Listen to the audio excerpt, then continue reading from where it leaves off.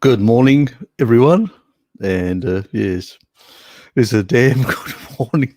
I didn't get to sleep until very late last night anyway. So let's get on with it. Haven't even, nothing. I just got out of bed not too long ago. So it's pretty much, I just opened up the window and just let all that nice blue light come in to wake me up. Richard, I can't believe you're still here. Bloody hell, mate. He's persistent, isn't he? Let's see how we go. Let's see how lack of sleep, sleeping at 3:30 in the morning,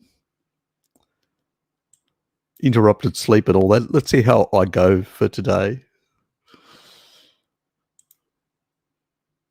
Fablado, how are you, mate? Harry who? Yes.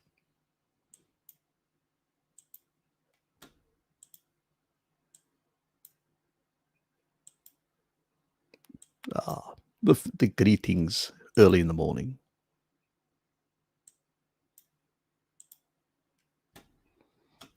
Oh, that who? Come on. Yes, yes. That one? Ah, yes. And the only one. The Dairy Queen himself. I noticed there is no good before morning, Harry. Oh, yeah, I know.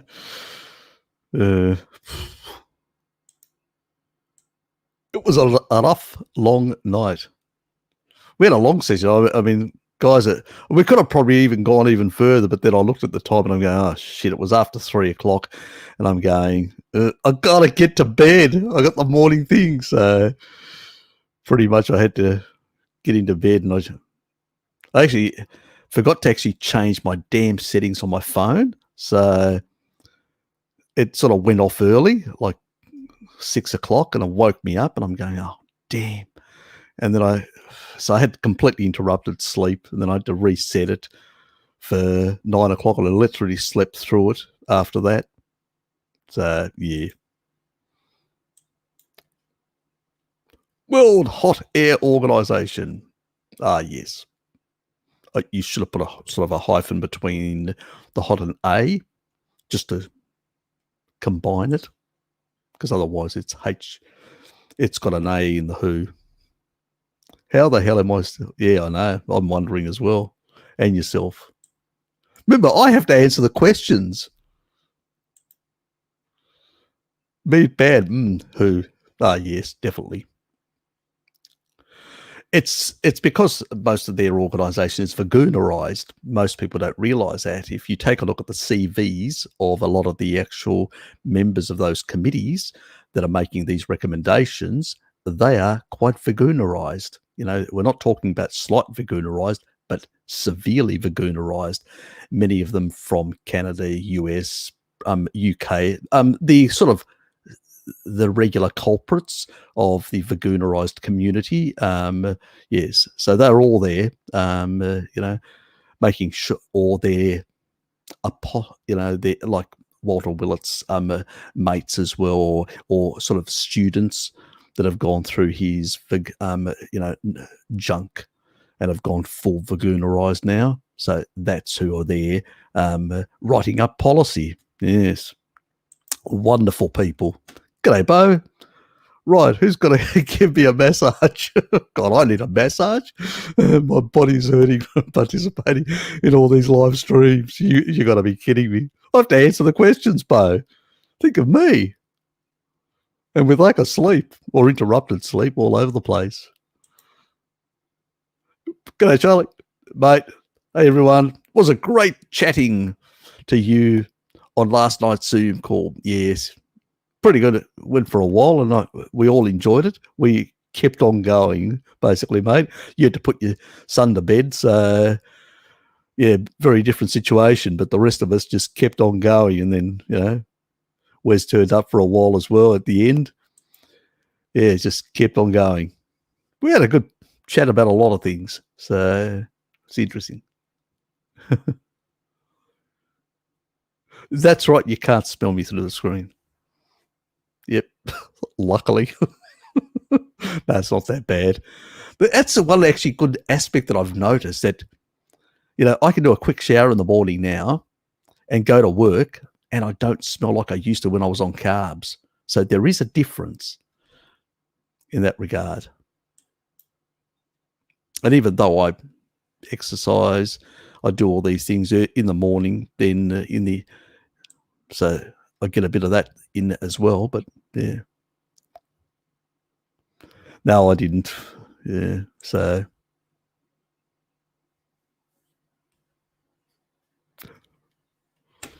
bloody hell, get some sleep.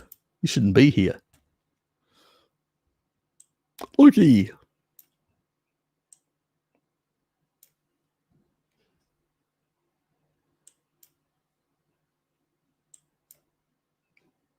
Very formal. How come I don't get any formal things like that from you, Richard? G'day, Helen. Leftover from last week. Camel Farm, South Australia, near Victoria border. If you get across, thank you, Helen. Appreciate it. Yes. So basically, that's remember I was talking about, getting sort of access to milk, camel milk and stuff like that. So there, if anybody can, so I'm going to pin that. I thank you very much. So now, is it going to allow me to do it?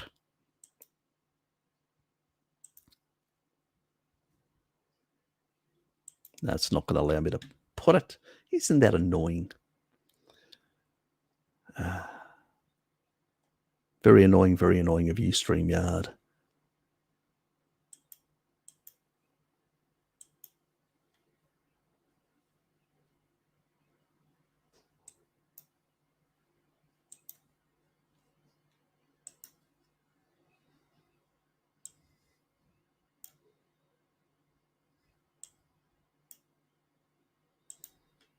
I'm going to pin that message of yours, Helen. Did that happen? Oh, good. About bloody time. Unreliable, all this software. So people want to contact them, get their camel milk. Deborah, Harry, just having my dinner. Sounds good. Ribeye, beef liver, and sardines. What a combo. You're making me hungry, Deborah. Bruce, good to see you, mate. Good day, Harry. Just came back from a 30-minute walk. Not bad. Out in the sun. Wonderful. Nothing like being out in the sun. I've been hiding in the background for a few months now, going through Harry's back catalogue of videos at 2 times the speed.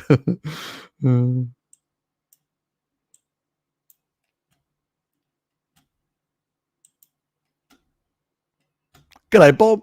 Shell. Good to see you here, dear. Where were you yesterday at the Zoom session?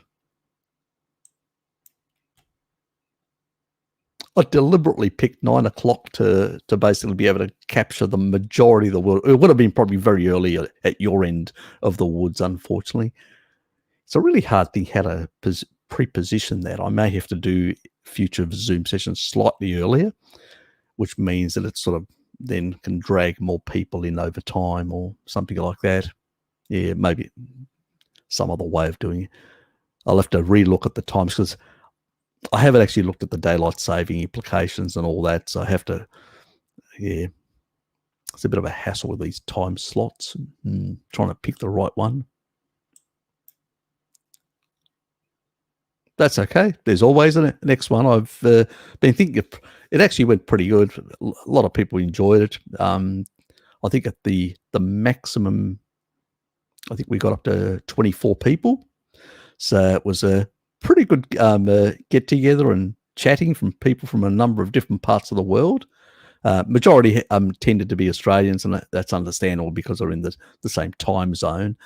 But you know, hopefully doing it again in that regard. So I was thinking about, because you guys have given me a few bit of dosh for the occasional coffee, and I said, I think I'll redirect that towards a sort of, I need to still apply to that little, what it's called. There's a thing that I haven't done. They've sent me a code, but I haven't actually bothered. But I need to go in there and actually do it so I can actually get the dosh. But I'll use that. I'll use mine, and then I'll eventually get that when I get around it.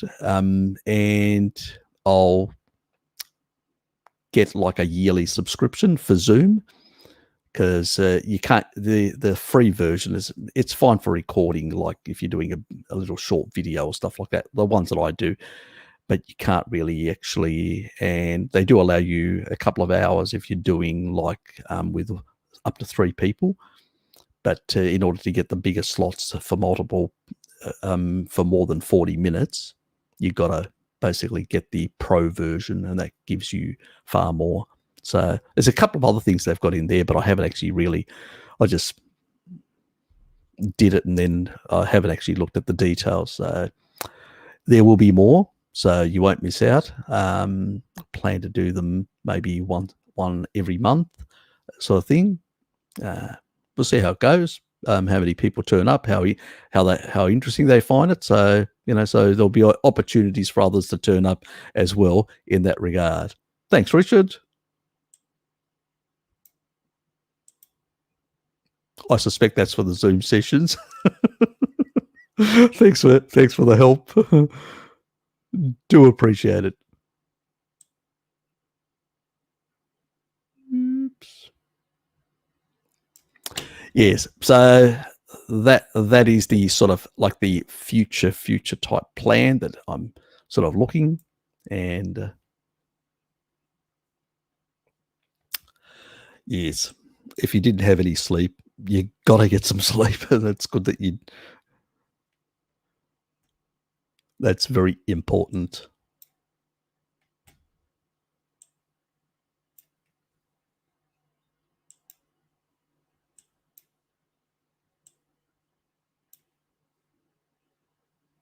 Yes, exactly, the vagularized.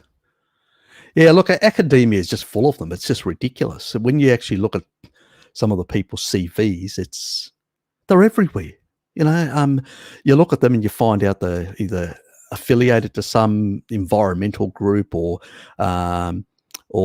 sort of they may be Friends of the Earth, or they may be, all these different groups, Greenpeace, because it's become, the old Greenpeace was okay. I used to support it, but the current crop are just misanthropists and lunatics. It's full vagularized now, and that's the sort of people you get. It's not what it used to be, some of these organizations. But when you actually go right through and look at some of the people, you realize very quickly, that they are running an agenda. It's not science, not at all. I also had poor sleep. Oh, you dear. We had a tornado touchdown. Oh, shit. That's nasty. That can really disrupt your sleep in many ways. It was pretty epic. You'd find anything epic that was exciting. No one hurt. Shitloads of damage. Yeah, exactly. Those sort of things. We actually had, I remember in Tasmania, because it's a very rare thing. We did have something down here. It's extremely rare. It was a couple of years back. But yeah, it was interesting. And I did actually see I think it was down in Battery Point, where there was some sort of it wasn't actually a tornado. It's just like some sort of wind, strange sort of thing, where there was just dust that sort of wrapped itself around for whatever reason. So it was like a tornado trying to happen, but it wasn't really, But that's the sort of level of excitement I can expect in Tasmania. Nothing beyond something like that. So it's limited. I'm probably in the wrong place for the real big stuff. Harry, if I'm in my early 20s and healthy, do you think the Astra is better to get than the Pfizer? I've been trying to wait for Novavax, but it's taking forever. It's out in November, actually, AG. It's out in November. I'm not taking anything until I have to, which will be the Novavax just for travel. Technically speaking, I don't believe you should be taking things that haven't gone through a 5 to 7 year, assessment. G'day, Mr. Bart. How are you, mate?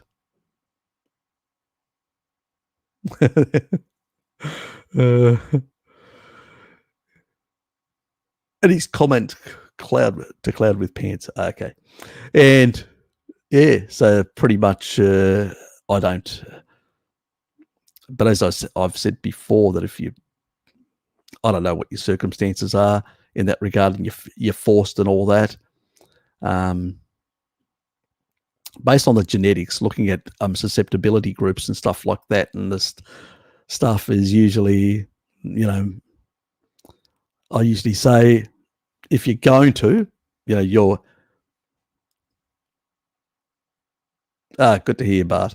If you're hell bent on doing it, then Astra and vitamin D and something like L-citrulline as a vasodilator for quite a number of weeks and all that, and keep your vitamin D status good for the next couple of years. Because remember the oncology stuff that I showed you about, some of this technology up to 2 years. I'm still opposed to all this sort of stuff, but I can't tell you what to do in that regard. And you've got options. You're young. I mean, you can pick other things. Yeah, I wouldn't do it if I was at your age, basically. So people that are middle age, have got jobs, have got kids, have got mortgages and stuff like that, they're trapped. You may not be trapped, so you've got more options as a young person. But I can't tell you what to do. Your body, what you do with it, or how you actually respond to the pressures, is your business, mate. So, as I've said to people from the beginning, I just tell you what I'm doing. I'm not taking anything, and I tell you what, some of the options and how you can mitigate to some extent with ivermectin as well. But do you really want to go down that course? Is what I usually say to people. But as I said, I cannot advise people what to take or when to take or whatever. All I've given options is said that nothing has gone through a 5 to 7 year assessment like all vaccines traditionally go through. And, as we were talking in our Zoom session last night, we had a very bit of an interesting and in-depth situation. And I've said that all these vaccinations, all they're doing is pushing evolutionary pressure on coronaviruses. And that's all coronaviruses to basically mutate. And that's what we're seeing. So it's going to be a seasonal thing from now on, the way it's going, unfortunately, because these buggers have actually done it this way. They've really mishandled this coronavirus. Flu is a more mutagenic and tends to mutate, where other ones, like polio and whatever, you take a vaccine, they're pretty much immunity for life with these other things. But when it comes to any coronavirus, they will mutate under evolutionary pressure. And that's what they've created by immunizing people that are not, at risk, like young kids and all that. They've gone crazy, these politicians. Absolutely crazy, unfortunately. So that's a situation. But I can't tell you what to do, mate. Honestly, I can't tell you. You really have to make that choice yourself. I'm just telling you what I'm not doing. So good to see you, Mr. Babes. Where's the other one? Where is she hiding? She hasn't appeared yet. Yeah, you did. You did. It was a long one. 6 hours. 6 hours of talking amongst ourselves, and people were popping in and popping out. So it was a long, long session. Let me put it that way. So that was good, enjoyable. We had good fun. So anyway, I have to look at the time slots. My time slots are, I'll have to bring it back a bit, like to probably 6 o'clock or something like that, and it will just mean that some people will still be asleep at the time, and some, it'll be a bit like that. But that's okay. You'll have people pop in and then pop out or whatever at different time slots. So I'll have to rethink it the way I've done it. But I didn't have a chance to go through and look at all the time zones and sort of work out how to balance it. Yeah, so it's a bit of all that sort of stuff. But yeah, we'll get there. When I buy my glasses, I did buy it from a company called Blue Blocking. Let me just bring that up.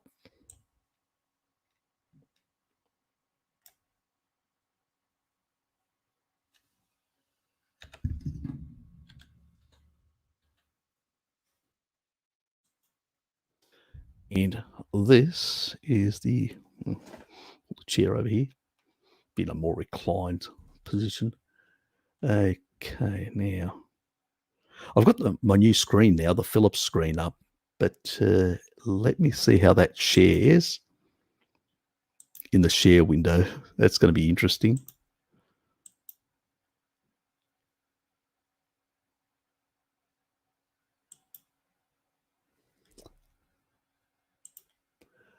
And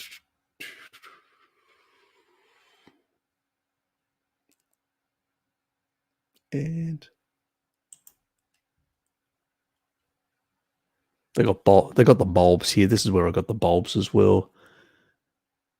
And oops.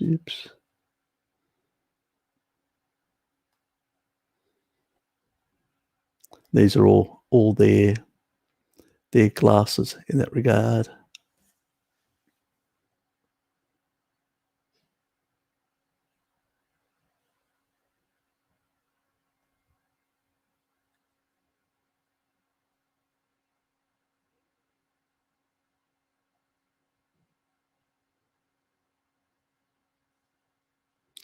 These are the ones that I got. Or no, it wasn't this one. They've actually changed it. It's similar to this, the ones that I got. They don't have that brand. Yeah, okay.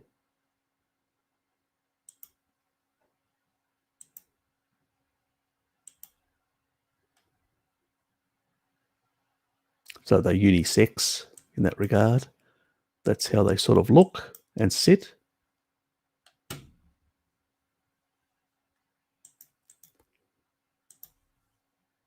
I'll actually go back to the main one. Oops.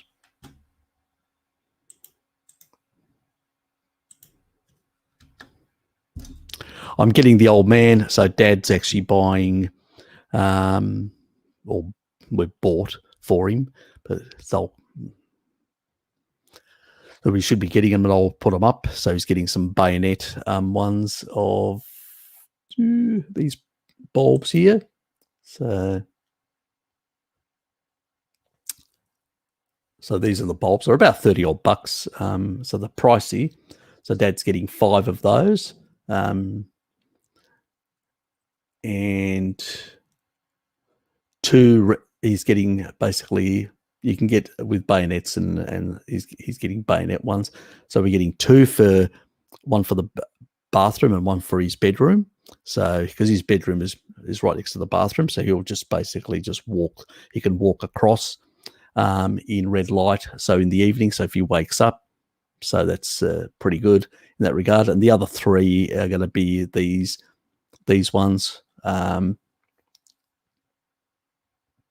they'll basically be for the other rooms where he's got his TV, where he's got all that sort of stuff and all that. So they do have other products. They do have like it is pricey, this red light therapy panel. But I noticed some people usually get the red bulb, put it in their bathroom, and actually just sit in there or in their bedroom and have it on as a sort of a low cost sort of a red light therapy thing. So, I mean, there are other options, as I say, for people to be able to use a low cost type option for red light therapy.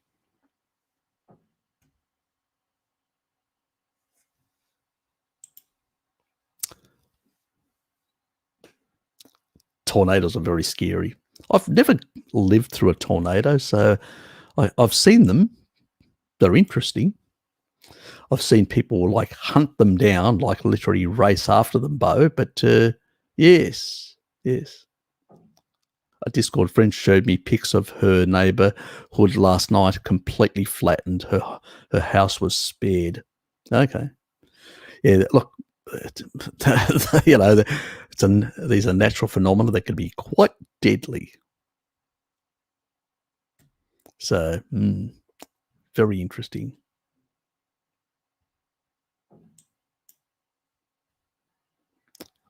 Oh, well, there's going to be another one, AG. There'll be another one. So don't worry if you missed last night's one. There'll definitely be more to come. So I did enjoy, it's probably I need to change the time slot. It was a bit, dragged, but, we'll get there. Hit our machine shop, blew the garage door out, all four of them. Damn. It'd be pretty scary, let's put it that way, if it's things are just flying around the place and, it's like missiles, coming at you potentially if you're outdoors. You've got to take cover, so to speak. What is doing species-appropriate diet for over a year and still having slight issues with skin inflammation, nail fungal growth, any medical treatment continues to give more time? Well, a lot of these sort of things can sometimes be exacerbated by oxalates as well. So there are other issues. As I've always said to you guys, since I don't do consultancies, go and see Bart, go and see people like that, or Mary Ruddock, or people like that do deal. I mean, Mary's not available at the moment. She's still out there looking at things and doing things. So go and see Bart about those sort of skin conditions and stuff like that. But, things that you could sort of help with, niacin helps. There could be also due to, I've heard people having like in their homes, like mold or stuff like that can actually create some of these issues. But go and see somebody like that, and there could be some underlying, because usually people that have got these sort of issues usually have a bit of candida and a few other things. And Bart's put his little consultancy button there, so click on it and use it. Because you have to sort of go through and try and work out what's what. So, oops. And that takes time. It doesn't matter. As I said, there's always next time. There is always next time. Luckily, we weren't people inside shelf. Yeah. Oh, look, exactly. Things like that can be very, very dangerous, I suspect. Yes, you did. That's okay. You don't have to say sorry. Apology accepted. There's always going to be more. So don't worry in that regard. Daniel and Cloudy with Plans. Harry, do you believe animal products cause heart disease? Definitely not. Have you actually looked at some of my videos? Please do look at some of my videos and you will see that it's a load of bullshit. Let me put it this way, mate. In the 1950s and 1960s, there were less people with a lot of diseases compared to today, and people were actually eating 2/3 animal foods and 1/3 plants. The problem why we had seen an explosion in some of the cities was because of the introduction of seed oils more than 50 years earlier. Well, that was the problem. And a lot of people were using them in their homes because they considered them cleaner. It was the toxic seed oils replacing animal fats that were used in the past because people thought they smelled and they didn't want to use them at home. But the fast food industries were still using animal fats at that time. And then when we went all plant-based from the 90s onwards, things went really to shit. So I think the differences between that era when people were eating more foods, now we're 70% plant-based and we're worse off.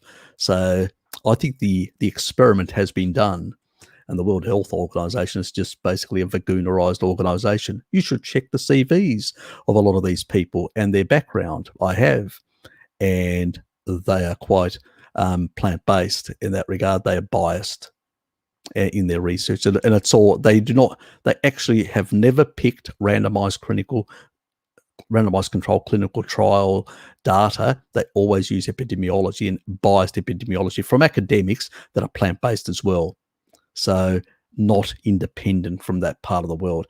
So you have to look at their reports and go through and look at what they reference, and you'll realize very quickly how biased they are. Because if they were looking at all the data, which they claim, which they don't, the results would be very different, because when other academics have looked at all the data, they've seen something completely different. So absolutely garbage. I had cardiovascular disease, mate. 11 years ago, I had my chest ripped open. I went more animal-based. I've reversed my cardiovascular disease in the last 11 years. That's what's happened. I don't have any fibrotic tissue. So, I know what I'm on, and it's not ideological for me. It's survival. For you, it may be ideological because you're a young person, but for me, it's absolutely survival that I get the right information. So, I'm not going to bullshit you. It worked for me. But, you have to look at stuff that Bart does, and myself and all that, and explains the Randall cycle, how mixed diets, excess energy from sugar and fat are the biggest culprit. And that's what basically seed oils and refined sugars in a lot of the processed foods are. Excessive engagement of the Randall cycle and very high insulin to glucagon ratios that basically draw inflammatory processes in the body. That's why everybody's getting severely sick. And now a lot of you guys are actually moving to this sort of junk food, vegan type diet 2.0, away from a very catabolic diet, which was less, you could not sustain. And now you're going to something where you can sustain slightly more, but it's very inflammatory, like the SAD diet. It's just a vegan version of the SAD diet on steroids with all these funny plant oils. You won't live a very long life if you're on that garbage, believe me.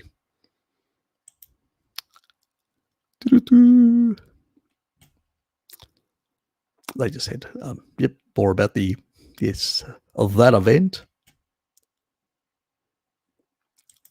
Yes, your family basically was consuming seed oils, sugar, and a lot of and some animal foods. Big deal. The animal foods were probably the only healthy part of what they were eating. So you got to look at history.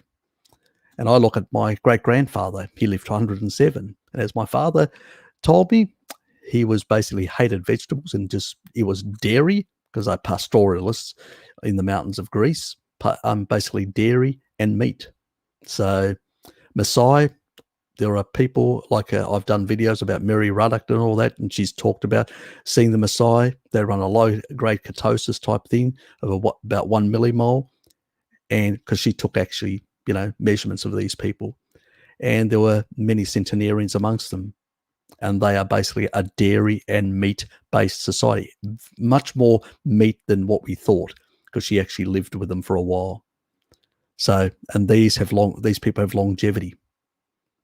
She also demystifies, because she actually was a vegetarian and a nutritional researcher and vegetarian, and went to Ikaria and actually saw the people. Look at my videos. I've got plenty of them. Open up your eyes. Don't basically just listen to certain people. Look at some of the evidence, and when you do see some of that, you'll see the contradictions of what people are saying. They are bullshitting to you, and they will lessen your life, because that's what they did to me. They told me seed oils were great and all that, and I ended up with going low fat, eating a lot of seed oils and a lot of, tubers and stuff like that, a lot of plants heavily. And, I gave up on eggs completely and stuff like that for many years without realizing that I had a choline, a genetic SNP that required that I have choline, which meant that, I couldn't, it caused me severe inflammation even more. That's why probably accelerated the problem where most people will get cardiovascular disease in their 50s or 60s and other things. I got it much earlier because I had also some genetics that drove it even faster. So, mate, you're going down the wrong path, and you're gonna pay very heavily for it. Look at my stuff. Look at the stuff that I did. One there about inflammation, and one with Gregor talking, and actually I ripped him apart. And there's let me just find that, and I'll put it in here for you. And there's another one on 70% protein has no effect whatsoever. And let me find it. Don't destroy your health for these people. They don't give a shit. They're just running an ideology. And most of the veganerized doctors are basically heavily supplementing and doing other things and cheating. A lot of them have been caught out in that regard, because basically that's what a lot of these people do to sustain what they do, and they put it down to, oh, I had a slip or whatever. They're bullshitting to you. They don't give a shit. You're just cannon fodder for their propaganda. To be used and discarded, mate. To be used and discarded. There's the video that I made. It's called "Are Vegans Right That Meat Increases Homocysteine Levels?" And I pretty much tear to bits your dear friend, Dr. Gregor. Go and check that video out. I just put it at the bottom there when you get a chance. It'll be very insightful for you.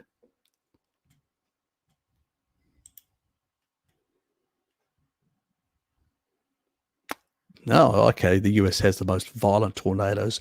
Very scary indeed. Yeah, I've actually seen videos. It's just the ones that actually sweep through, that major river system. I'm trying to think that goes through from the Gulf right through. Yeah, trying to remember the river system now. Damn. And here I work in mapping. Oh, God. Must be the lack of sleep. I'll put it down to that.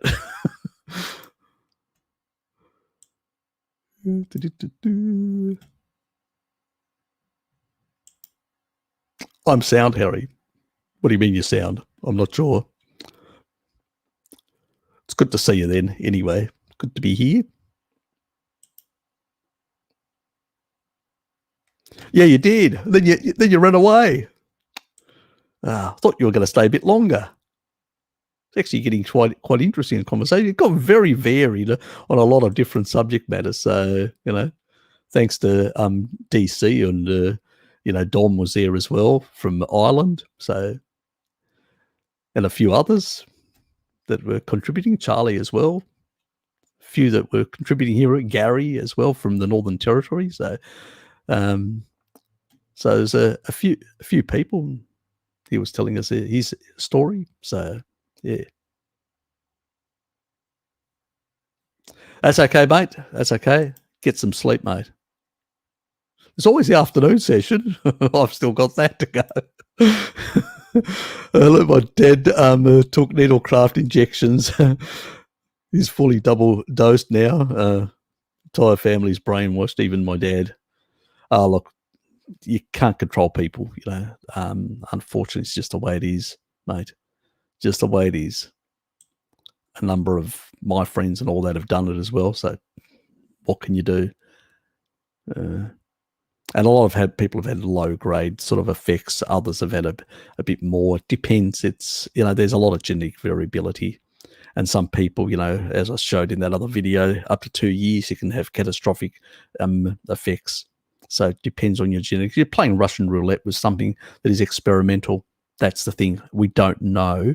I mean, even if it was 1% of the population, that's a lot of millions of people potentially. So, there's going to be a lot of fallout from here. And these people are now, the way they're putting the evolutionary pressure, it's going to end up more seasonal, and we're going to get more of this bullshit. Yeah, I don't know how much I can put up with, and many of the rest of us as well. So,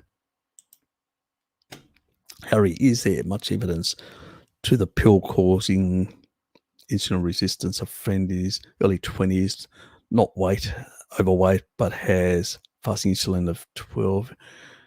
Look, I don't know what they're eating. I don't know what they're doing. That's the other thing. So the pill can increase basically blood sugar levels. So that's well known. It also can affect estrogen levels as well. So it does play a bit of havoc with the hormonal system. But I would say insulin resistance is good, because I know there are some ladies that are carnivore and low carb that do take the pill and don't have any insulin resistance. So they do slightly seem to run slightly higher blood sugar levels now and then, but is that there's no research, let's put it that way, of somebody being on a low carb carnivore diet or whatever and basically taking the pill to really, these are just anecdotes of end of one sort of situations of people that they have. So depending on what, other foods people are eating and combining and stuff like that, I would put it more down to the foods than anything else. Yes, probably the pill can probably exacerbate slightly. How much? Hard to say. Very hard to say on this sort of stuff because we've got no research. But that's all I know about it. I do know that it does raise blood sugar levels, but and it does have an effect on estrogen. So and hormonal balance, and that you sort of can normalize slightly the effects with boron. And I've always said, like to normalize 12, 9, 6, and then down to 3. And if you're taking the pill, probably stay at 3, which is the equivalent of 2 avocados in terms of the amount of boron you're going to get. From other animal foods, you usually get more trace levels, which is fine because that's all you really need. But for people that are eating more carbohydrates, can have some positive effects. Whether combining it at the time you taking the pill, I've never seen an experiment, so it's speculation on my part. Let's make that quite definitively clear in that regard. Oh, Lukey's put something up. I just noticed.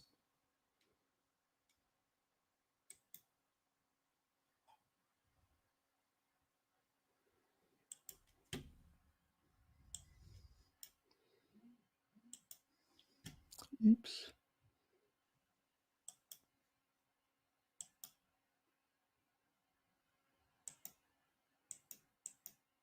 That's my Zoom level set to that. Oh, you've outdone yourself, mate. You've outdone yourself.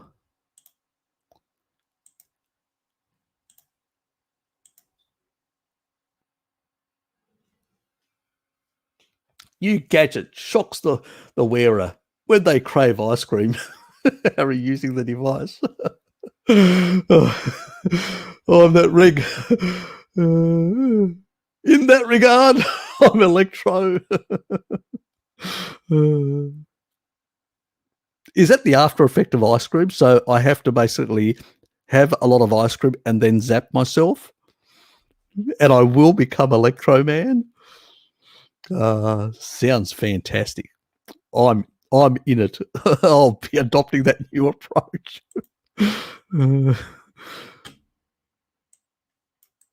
Yes, yes, I've sort of. Let me just save that off. Let me grab that. Oops, wrong folder. I keep all these. I need to give myself a laugh now and then, so it's laughing material for me. So that's on the new monitor now, the Philips monitor that I'm actually using here, which is it's quite good. Actually, it was really good last night when I was doing the Zoom session. I could see everybody really clearly and all that. It's also got low blue light built in, which is nice.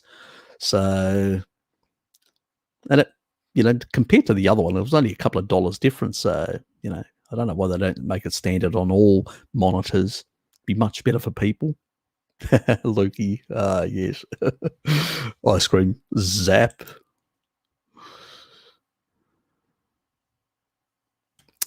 Yep, pretty much so. Pretty much so. Ben Paulus, how are you, mate? Is it easy to tell if you had enough salt on a carny, keto, high fat? Yeah, if you actually diet that other diets, especially carnivore, on omnivore, yeah, pretty much. Some people can, some people look. It can be individual, but generally speaking, yes. If something is too salty, you've probably had too much. If something you consume something and it just doesn't seem salty, you've probably had more salt loss. Depending on your physical activity as well, that can actually vary. Time of the year, different latitude. So all these are factors that can actually affect. But you've got to listen to your body. Your body usually can tell you, can signal quite well in that regard. I pretty much I noticed I vary my intake. I think the biggest thing that actually that has actually affected, had a reduction on my intake to some extent, has probably been that less water consumption. So, and at the moment it is winter or relatively sort of spring now in Tasmania, so it's not that hot, and so I don't have much water loss in that regard. But the body's quite adaptable, it will basically excrete any excess salt and all that, as long as you're running low insulin. If you're running low insulin, not a problem. How much you use, pretty much. It's only when you're running slightly higher insulin because you're cheating too many times or consuming things that will raise your insulin and change the insulin to glucagon, and then you will have more retentiveness of both fluids, water, and pretty much salt as well. But if you're running, you're keeping it fairly clean and you're running lower sort of insulin levels, and you've still got a bit of glucagon there, as long as you're not flooding your body with shitloads of deuterium heavy water, your body will actually upregulate your antidiuretic hormones and you'll excrete at a much more normal rate, which is ancestral in that regard. And you can see it from the tribal people. They don't consume a lot of water and they don't pee continuously like we do. Again, and I've noticed it myself, my pee levels have gone down considerably. My antidiuretic hormones have been upregulated, and my body seems to really go really well, and not have these fluctuations that I used to get when I was hydrating too much and using a lot of salt water and stuff like that. Now that I've cut back and I run a more, dry, the fluids that I get is the occasional bit of water. Like I have a bit of water here, and this will be for the whole day. That's for the whole day, So I primarily try to hydrate from more fat than whether it's body fat or as long as you can tap into the fat, you will hydrate. If you can't because you're running insulin, that's a different thing altogether. You need to look at your diet, what you're actually putting in, and it's usually things. Walter Kempler covered this. My video that I did with Pim Johnson a while ago actually covered this quite clearly.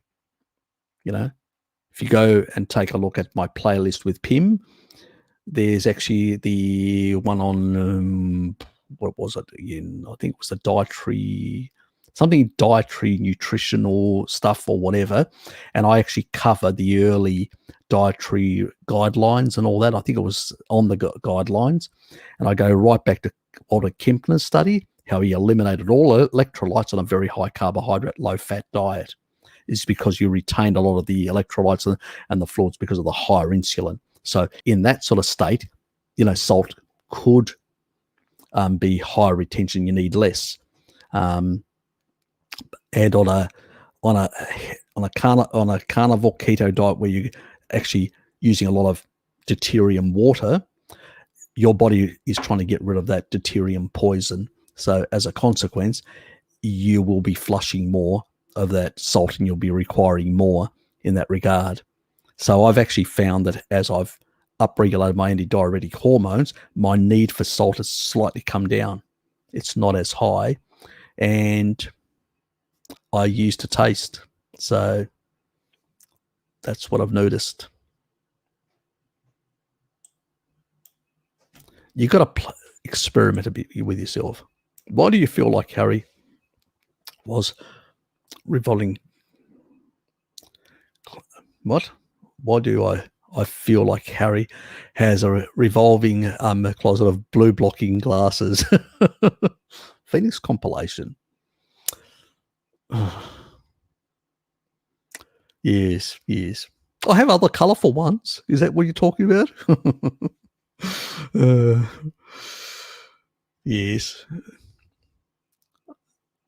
They are to be used in the evening, and I do use them for you know what. But yes, thank you for the comedy piece. Yes. Oh, yes.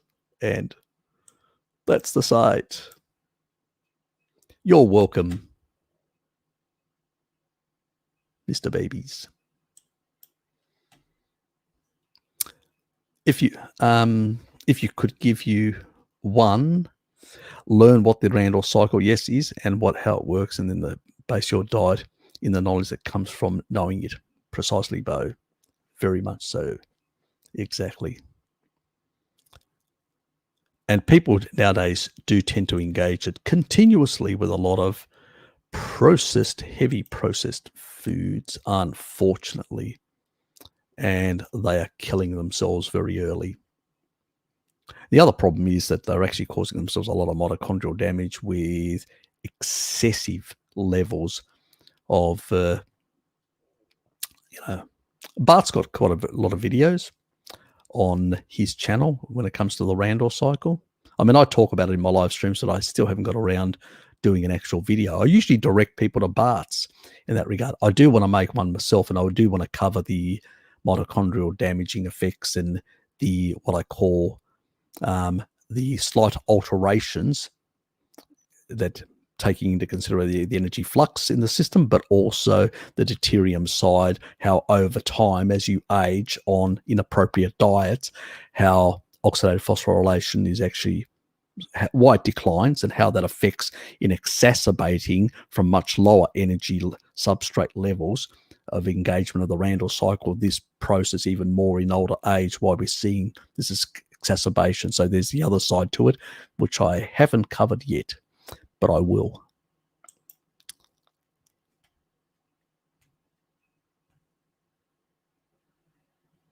I haven't seen it yet, so I got up late. I will watch it, Bart, later in my break, so we are in lockdown over here.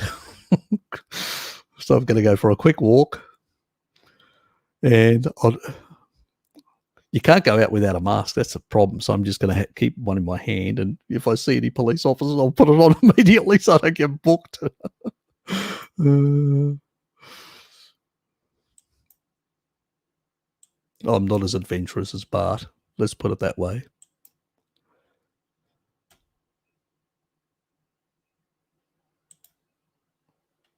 There's Bart's. So if anyone wants consultations, because I don't do them, I'll answer. If people send me emails, I answer them on Wednesday. And but when you've got some condition, you need somebody to basically, tell you where to go and what tests to do, because there may be tests required to go and check through a medical doctor. So you can actually do certain tests to find out, what type of fungal issue it is. So you need to know exactly so you can work out a proper treatment plan, something that I can't do because I'm, and I know there are a number of people out there that can do that sort of stuff, and they've got, they basically both have the time. I have a day job, so I don't have the time. So I did some in the beginning, but I just couldn't do it, couldn't sustain it. It just became impossible in all my schedule. I just, was driving myself, silly, trying to do too many things. So that's why I just do quick answer options and leave it at that.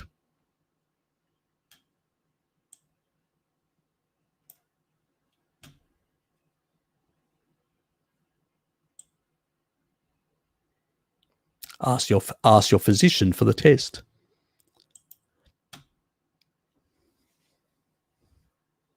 Thank you.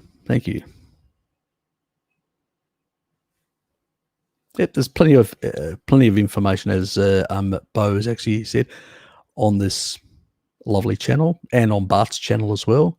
I do have all the actual, if you go down to the featured channels, there's all the channels there, all of Bart's stuff. He's got quite a few. He does a lot of things, other things on physics and science, on different issues and all that. So there's plenty of material there to hog away and get a lot of information. And I have a number of things as well on a couple of different subject matters as well. So, and covers some of these issues like, the high protein stuff and, all these things that people keep on talking about. So enjoy. Or you could treat empirically if you think fungal overgrowth is present. Not the most scientific approach, obviously.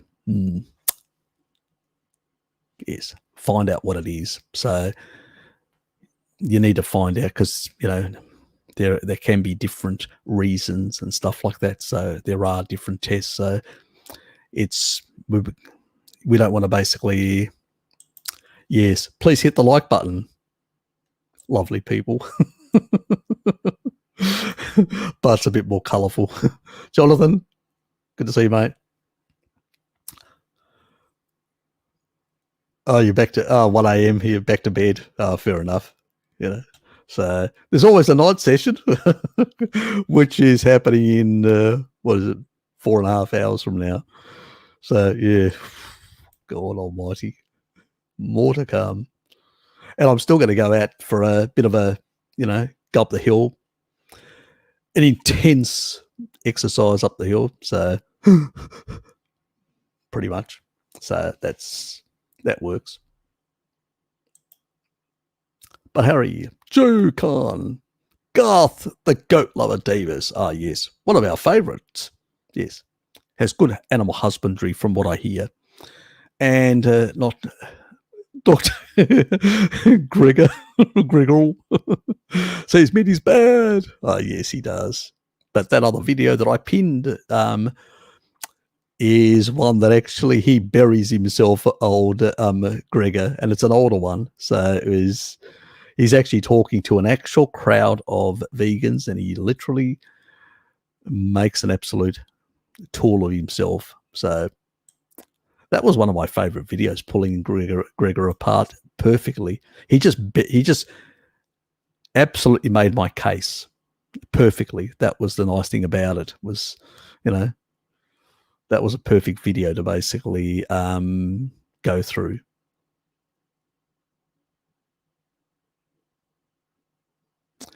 Yeah, exactly. Yeah, I had about 90% blockage, Shell. So had I continued that way, I probably wouldn't be alive today. I'd probably be dead as a doornail. So, things have changed dramatically in my life in that regard. So much lighter, and my skin is much better than what it used to be 15 years ago. 15 years ago, it was very pasty. I did a lot of damage to my body for many years. Let's put it that way. And now it does take time to actually reverse a lot of that sort of stuff. So, you know, we're getting there. As a 55-year-old, I'm actually looking younger than I looked in my 40s. So something's going right at long last. And that was a video.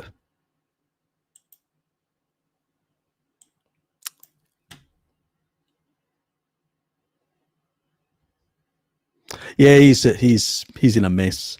I know he supplements heavily, John, but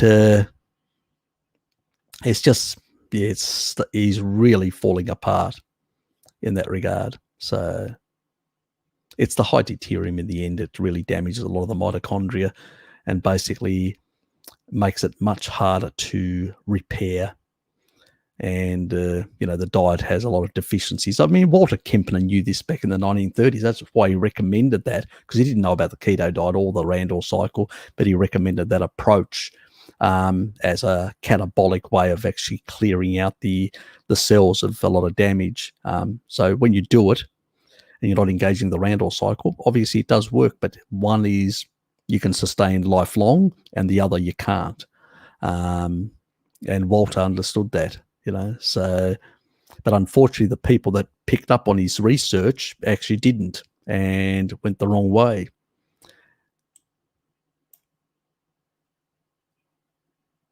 Yeah, look, I know he looks really bad. I've seen a couple of cases. He's like way out there. You know, you're going, okay, this is weird. You know, I actually discovered one thing about my dad recently. His hearing has dropped. You know, it's not as good. You know, so I notice when I sit right next to him, I think he's lip reading. He's lying to me. Old people.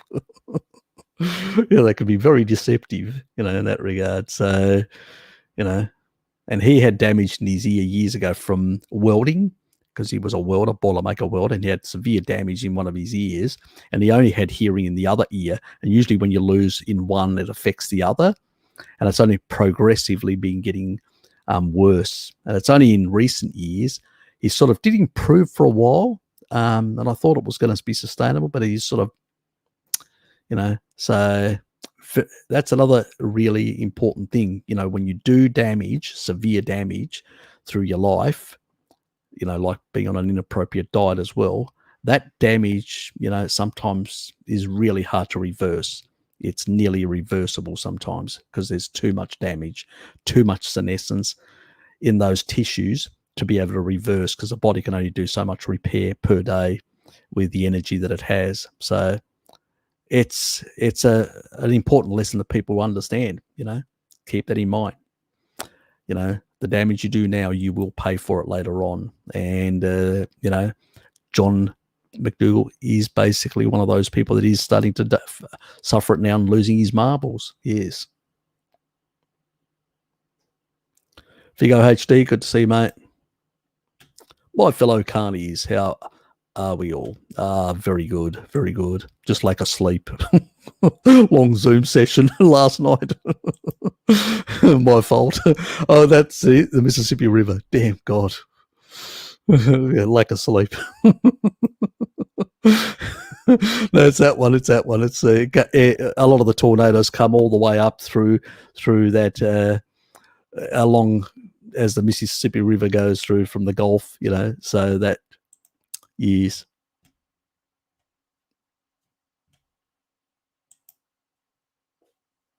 Oh, that's it. Tornado Alley. That's right. Texas, Oklahoma, and on up through Canada. Does it get up to Canada as well? I didn't realize that. Oh, there you go. The Canadians need to promote their the tornado lifestyle more than they do. They don't do enough in that regard.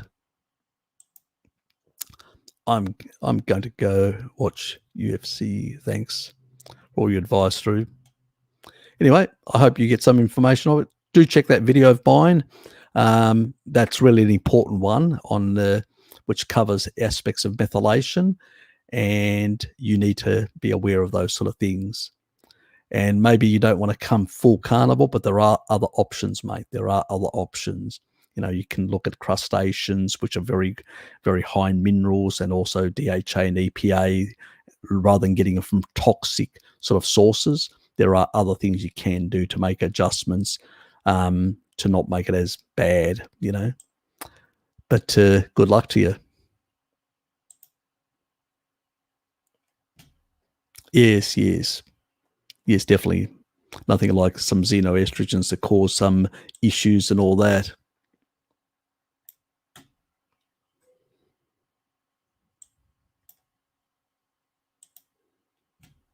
I think that was back on the one with the pill, maybe, and some other issues that person was having.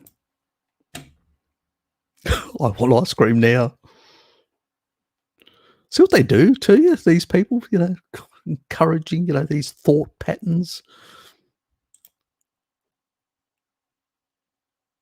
It does. It does. For me, that was one thing that I got from Bart. I'd actually heard about it. And at the time it's probably what actually gravitated me to Bart initially, because even in my first interview, I think I actually mentioned it and talked about it, about the Randall cycle, my first chat with Bart. It's probably what made me realize this guy actually knows what he's talking about, where I was looking at all these other people and I was actually, you had the low fat, the high fat, you had people like, and well, I won't go into people now. I'm not going to touch on that. But there were a number of people in the low carb community, in the keto community, saying certain things, and it just didn't make sense to me. And I sort of had heard from some other person in the low carb community talk about, the Randall cycle, but it wasn't, it was like a passing thing that, but they didn't really get into it. And then, there was someone else actually from the Western A Price who said something about it, but they sort of dismissed it slightly. I think it may have been Chris Master John or whatever, and sort of dismissed it type thing. And I sort of looked into it and actually made more sense. It actually made more sense, when you actually looked at some of the early vegetarian diets, and they were doing much better than the SAD dieters. Obviously now they've got, they've discarded a lot of the eggs and also at the same time I actually learned about the reverse electron transport, and stuff like that, and how that works with certain saturated fats. And in combination, it actually made more sense. And then when I did come across Bart, I said, I think this guy really knows his shit. So yeah, it was a meeting of minds, so to speak, and I have learned quite a bit from Bart, and I think he's picked up on a couple of things from me as well, from some of my research and things that I've looked into, in terms of PUFA and a few other aspects of the carnivore diet. So we've sort of contributed to both. He's a tower when it comes to statistical analysis of research, something I don't think any of us can actually get close to in that regard. So, I mean, we've all learned quite a bit from, him explaining a lot of this sort of stuff for us and demystifying it. So he's done a pretty good service to the community. Unfortunately, he hasn't actually, due to the YouTubia sort of gangsters, the way they run their platform, he hasn't had the traction he should have had, I mean, when I first came on, I actually didn't even want to start a channel. It was Bart that encouraged me to start a channel. I just basically wanted to do some, chats with him and talk about different subjects, things that archaeology and, early sort of hominin history and stuff like that, and a few other things that interested me, some of the stuff on cardiovascular and whatever. That's what I really wanted to get involved in, things that he wasn't touching or dealing with, and where I had a sort of a lot of knowledge in those sort of areas. I mean, I've got more involved in learning more about biochemistry and stuff like that, and nutritional studies and all that. And, and looking at the stuff, you just realized the sort of excrement that's in there. And he's right. 90%. I mean, when I look at a study now, the first thing I look at, does it say it's adjusted data? I know it's fabricated. It's immediately fabricated because you can't alter what you observed. You don't do it in physics. Just think of a physicist now measuring a supernova and saying, I'm going to adjust that data that I measured from the supernova. I mean, most people would turn around and say, are you trying to change the what you've actually measured, the reality of what you've measured? I mean, that's pseudoscience. That's fabrication. You're deliberately basically misleading. That is what's happening in nutrition. And Bart's completely right about that. Because in no other field of science would you take observation, alter it in any way. You would accept it how it is. And you would then take other measurements and try to work out the complex relationships between all these different aspects that you've measured, to make sense of them, to create a theoretical framework, how these things interact and how they work together. That's what the physicists do. What these people do is complete and utter crack pottery. They take raw information which they've measured from people and then alter it and tell you that is reality. It's not. They're manipulating observation. That is not reality. That is basically fabrication. It's garbage. And that's why more than 95% of studies cannot be replicated. It's the reason why the head of the New England Journal of Medicine, she basically gave up. She resigned in disgust because she said more than 90% of studies cannot be replicated, which means that basically they're all garbage. They've been fabricated. They've been altered and all that. And when you've gone and asked for the raw data, they won't give it to you. I mean, I've actually emailed once and I gave up after that, realizing they will not give you the raw data. So you can't even look at you can only look at like a summary. Some of them give you like a summary. So it's completely impossible to work out what the original data was and exactly what they actually, how they measured it. They give you a bit of a little paragraph. They don't give you specifics. And they don't even show you the questionnaire that they used. See, that's how I found out the bullshit that they were doing with the Icarians in Greece from Mary, because she's a nutritional researcher. And she basically had looked at it and realized that they had no goat, no lamb, none of the other animal foods. They only had the word meat, which basically in Greek translates as kreas, and kreas is basically beef. We only refer to meat, the word meat, kreas, as beef. Everything else, so all these other animal foods were completely missed. And most of the questionnaire didn't include any dairy at all. So basically, even if people ate dairy, they couldn't actually answer that they ate dairy. So they only answered and it was all the plant-based meat and plants. That's it. So the amount of selectable options were very limited. Now, that may work fine for somebody who's basically on some specific diet, eating junk food every day. Yes, they can say, yep, these sugary things and some meat. They can tick all those. And that's what they base. And they say, it's all the meat causing the problems, not these other things. Again, that's fabrication, adjustments and stuff like that.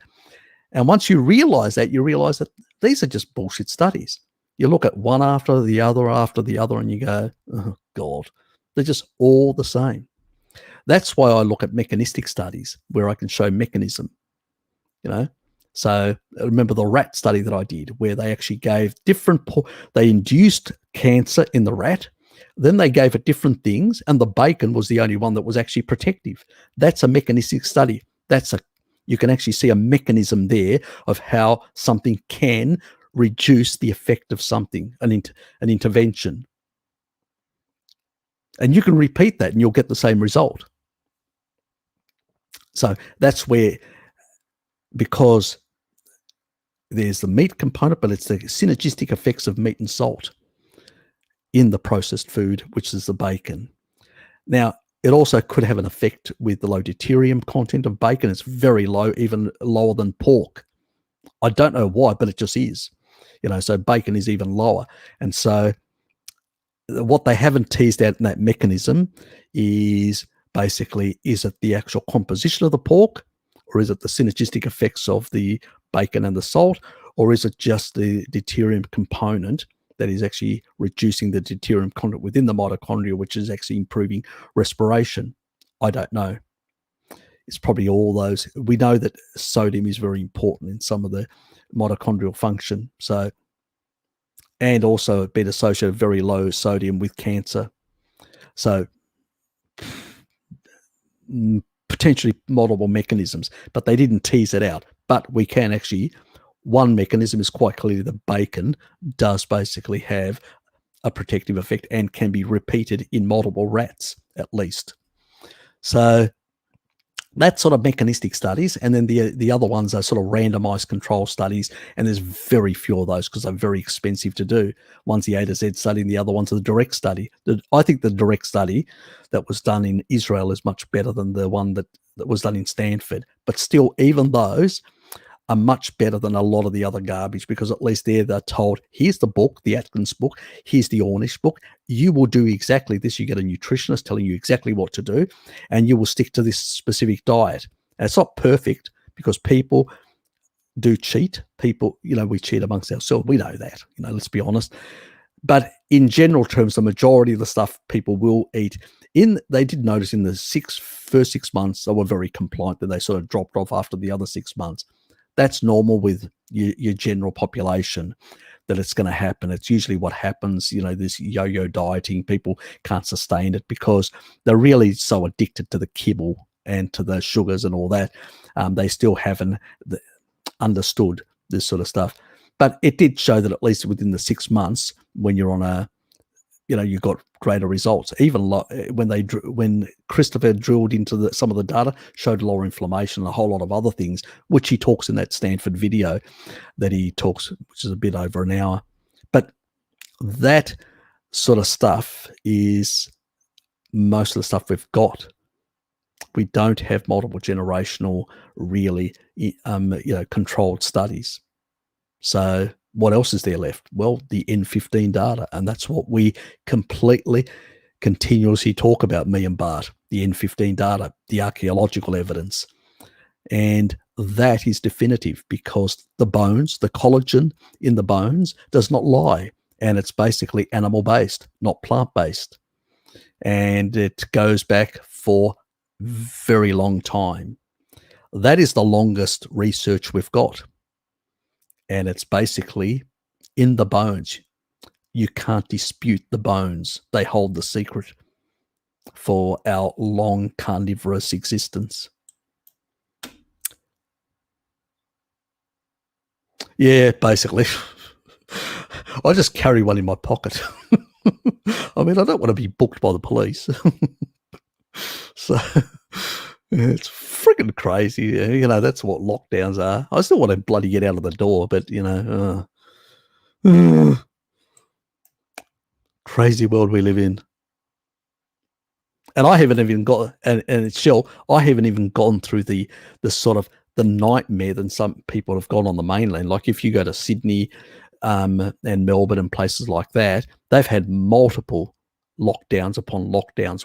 This is our first real big one. And I'm not enjoying it. Let's put it that way. Let alone if it sort of this Delta strain that this guy came in and broke quarantine. Yeah. Anyway, shit happens. I've got my opinions on what, within their rules. Yes, he did the wrong thing in that regard. And if I was basically in that position, I would have stayed there. I wouldn't have basically ventured out because that's the rules of the majority. I do believe in democracy and the majority rule. But at the end of the day, I don't have to agree with it. That's a different thing. Agreeing and being, doing is a different thing altogether. There are other ways to protest. And he wasn't protesting. He just wanted to get to his mate, who he gave COVID to as well.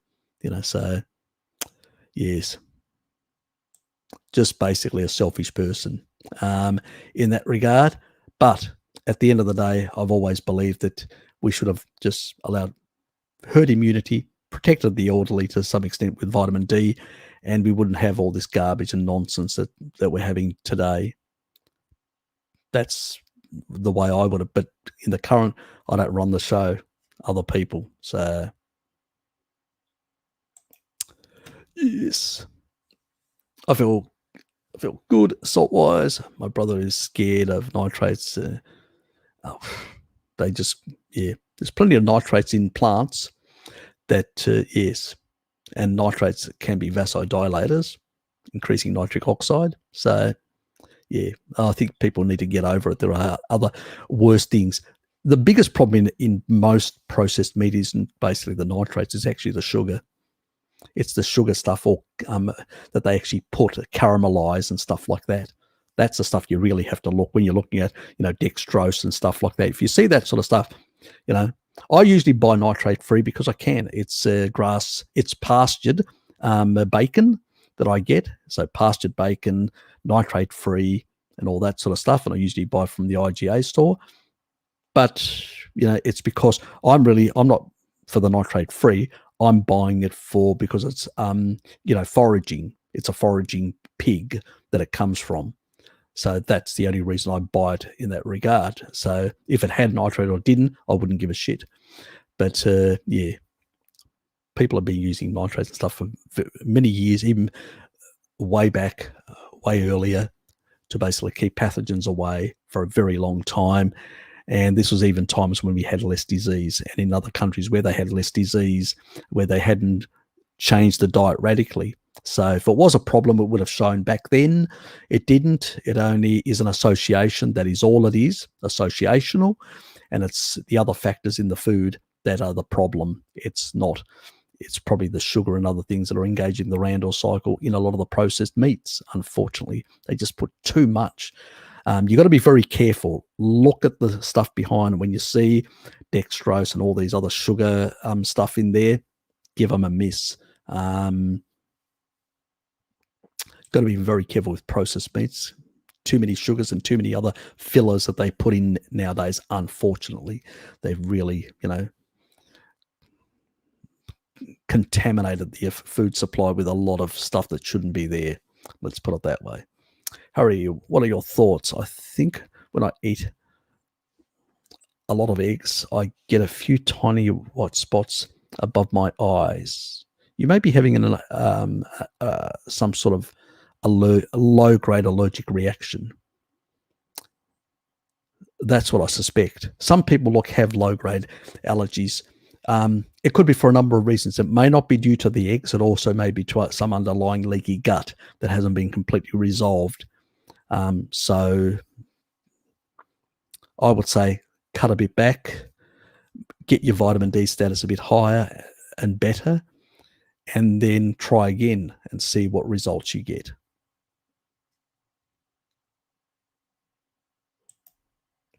Some of this stuff, there is no research. You sort of have to do a bit of trial and error. Yeah, exactly. And in most general food, plants have got green plants in particular are very high, and as you said, in your spit as well. yeah, I know. I don't get it either. It's unimportant. Yeah, I forgot about spit. Thanks, Shell, for reminding me. Exactly.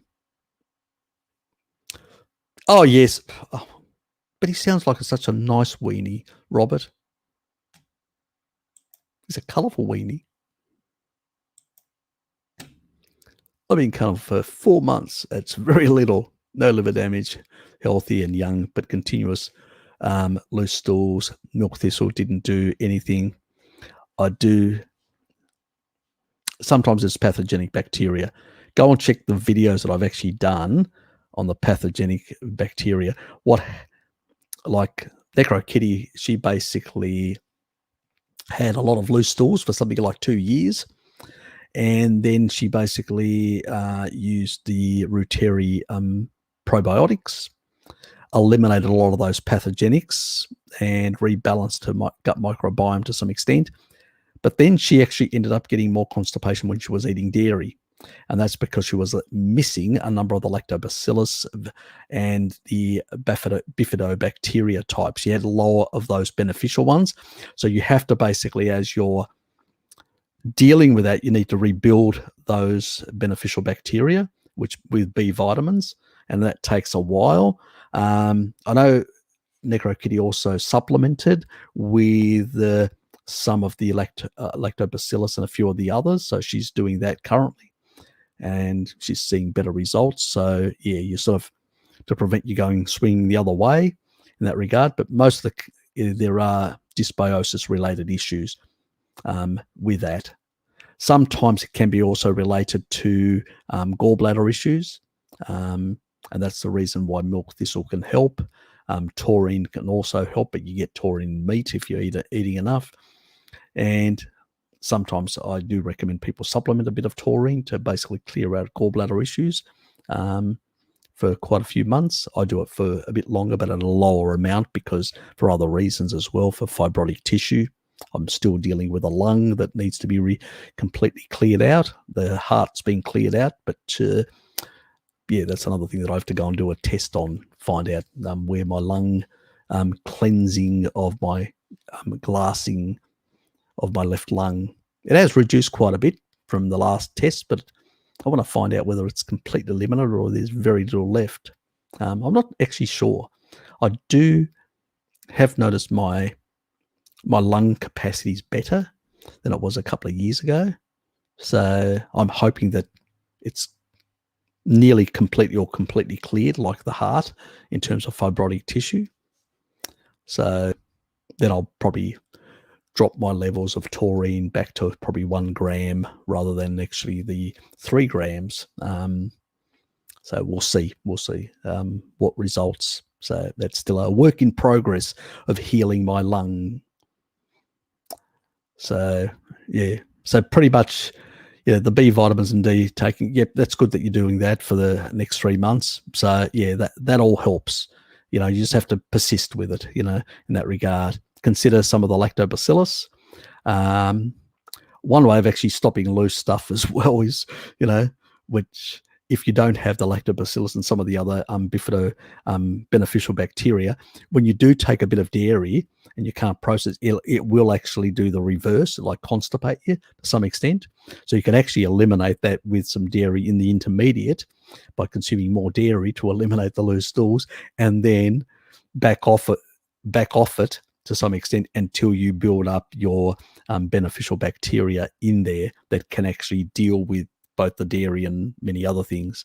So it takes time. You got to be patient. It's simple as that, mate. You got to be patient with these things. I'll totally read it in Gregor's voice. It's so colourful, Shell. What's wrong with you? If you see me on a treadmill, run. How much MSM did you take when you were taking it? I was only doing about 2. Now, depends on what you... Generally, in the early stages, I was doing 1 gram. Then I did take it up to 2 grams when I was having like my severe oxalate flushes. Yeah, that was really fun, believe me. And then I've sort of now dropped it down. I actually haven't been doing it all MSM now for... It's an experiment. I've cut back, you know, occasional eggs here and there, and I've cut out completely MSM currently, and citric acid and all that. I've cut all that out. I'm not using it at the moment. Everything seems fine, and also my hair seems fine as well. So I must be getting enough, and it's sort of indicating that I think I'm over the worst part of the oxalate dumping and all that. So because, you know, the last time I actually did an experiment, I actually started getting, my hair started to thin out because I started to lose a lot of sulfur, you know, which is important for keratin binding. I noticed my nails were busting and all that. And so that was due to the oxalate depleting me of sulfur. Now that I've eliminated those things, I've noticed that that's not the case. And I'm going, I think I'm maybe past that point. So I'm not 100% whether I've actually eliminated all the oxalate dumping and issues and all that, but currently it looks good. I'm hoping that's the case. That was really an experience, let's put it that way. So it really, Devox, it depends on where you are. If you've got severe oxalate dumping, you will deplete sulfur. So it's probably a good idea to take a bit more, like don't go over 3 grams. And it does lower blood pressure as well, like taurine. It does lower blood pressure, so you've got to be very careful if you're on blood pressure meds with MSM or taurine. The difference is between taurine and MSM. Taurine also helps with homeostasis of electrolytes. This is why more protein on a carnivore diet maintains better electrolyte balance compared to a keto diet on a low protein diet. So yes, it's the taurine, but you could basically do a keto diet, throw in a bit of supplemental taurine, and actually better, because it actually regulates the osmotic effect of intra and extracellular fluids. So basically your cell, the water in the cells and water in your bloodstream, it sort of regulates and sort of normalizes the, and causes a better balance between those key electrolytes. We're talking about, chloride, sodium, potassium, magnesium, calcium, those sort of things. So taurine plays a very important role. But I would say with MSM, it depends on your circumstances. For general improvements in hair and stuff like that, if you want better hair, better, probably 2 for a short period of time, and then drop back to 1. So about 3 months on 2 and then back to 1. But then again, as I said, it depends on, I don't know what your past diet, if it was very plant-based, heavy, you may still have oxalates build up that you've got that could at some point, cause some depletion. So it's a really hard thing unless somebody's, knows exactly where you're at in that regard. There are a few experts out there in the low-carb community that deal with oxalates in particular.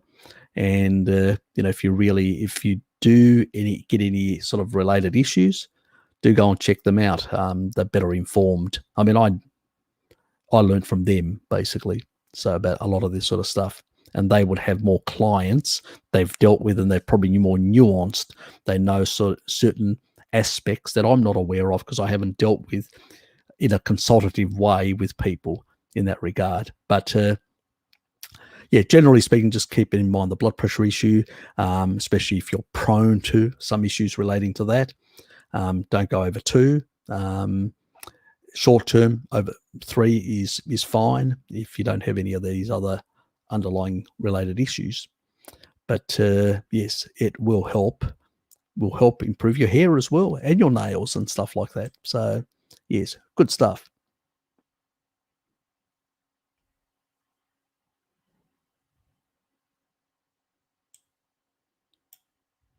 You can experiment and see what works with you and what doesn't. I've always done that, and I sort of play around and see, because your body's always adjusting, changing. You got to listen to your body. I sometimes consume more salt, sometimes I consume less salt. It varies. I do really listen to my body, and I've found by doing that, less issues. And I do up my salt in the summer, definitely, because I do deplete salt very easily in summer, I've noticed.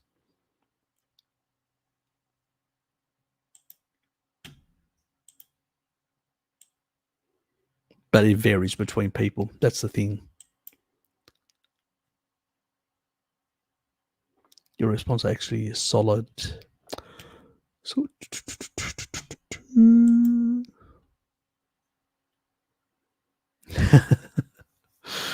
thanks, Shell.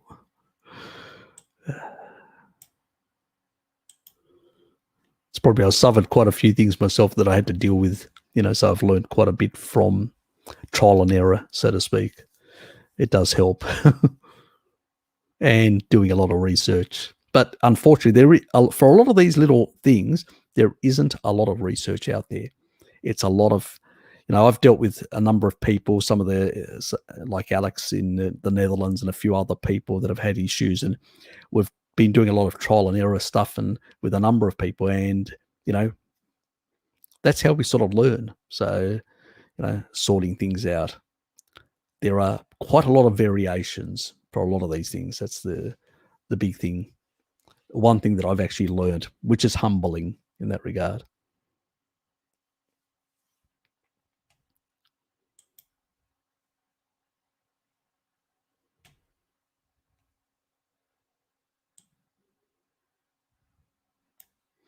I told him to never eat celery then. Yes, the nitrates. Very funny. Kelvin Costas, good to see you, mate. Is there enough mint in consuming one block of halloumi cheese per week to negatively affect the species appropriate diet? I don't think so. I haven't never really thought about it. I mean, I do consume halloumi now and then. I've never had any negative effects at all, mate. Not at all. So, there are some people that are more dairy heavy. Like my father used to be very, and his grandfather used to be as well. So I've never had an issue. And if your background is Greek as well, you shouldn't have, technically speaking, unless you've got underlying other issues. So like leaky gut or whatever. Yeah, exactly. It's associational data. It's the stuff that me and Bart rail against when it comes to basically a lot of the poor research. It's associational.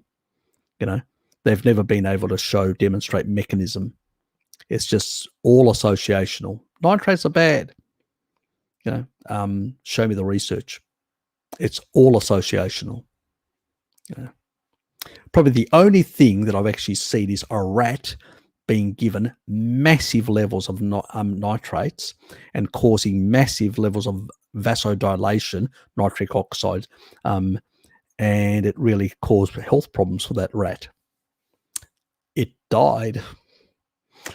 So, yeah, we're not talking about beyond physiological limits, where, oh, yes, I'm going to give you massive amounts of cyanide. Let me see what it does. It's going to kill you. People don't consume, even if you ate a whole table full of food which had nitrates, you wouldn't get those levels that was in that experiment on the rat. So I don't know why they bother, Okay, you've proven that you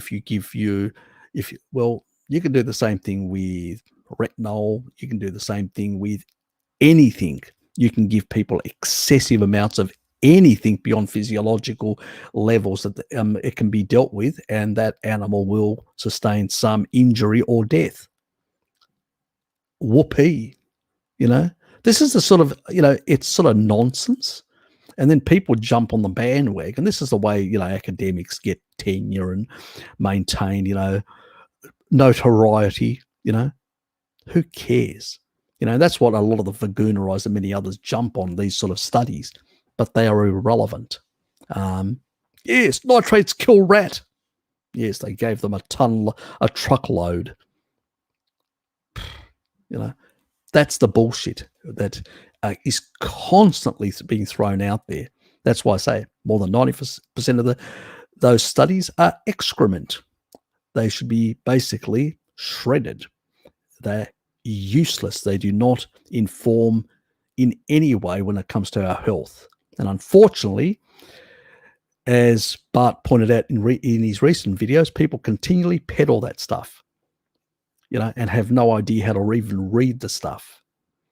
At least, I don't claim to be an expert, But I do know when I see somebody fabricating stuff by adjusting it, or when they're not when they're providing summaries and they're not providing the full data for somebody to analyze, and when the odds ratio are so bloody low that you know that basically statistical noise, it's nothing more and nothing less than that.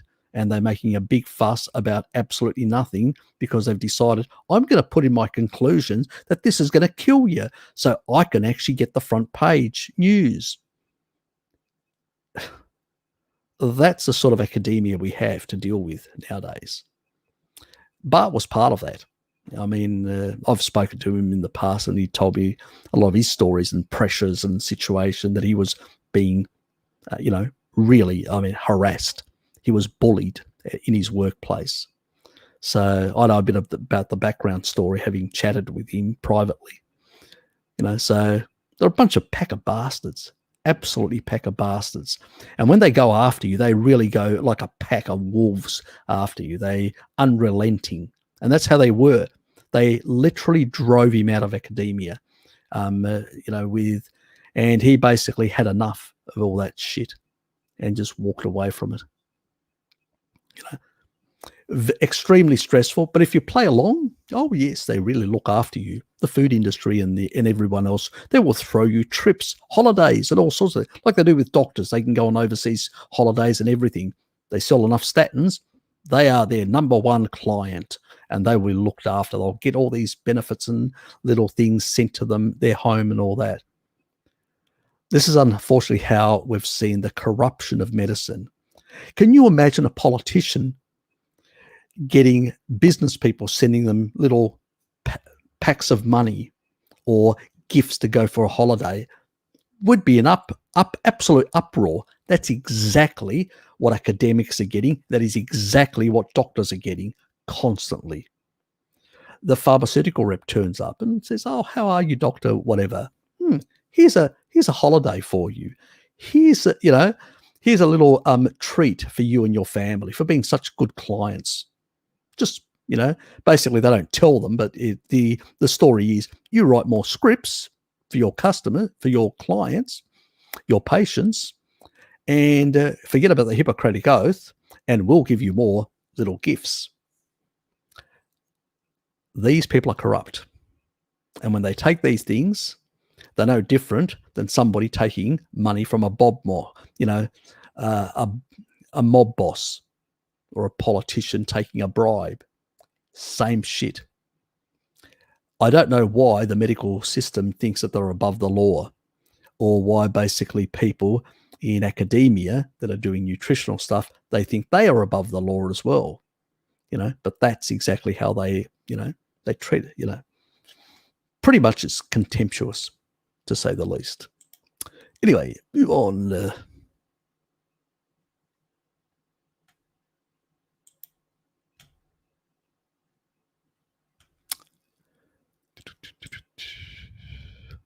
Yes. Very well, but Peter is very good in that area.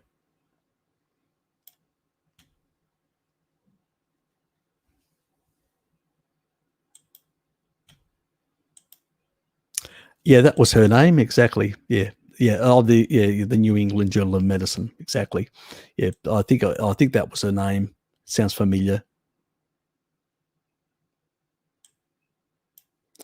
Yes, unfortunately, like a lot of people that basically, forced out of the whole thing. Yeah.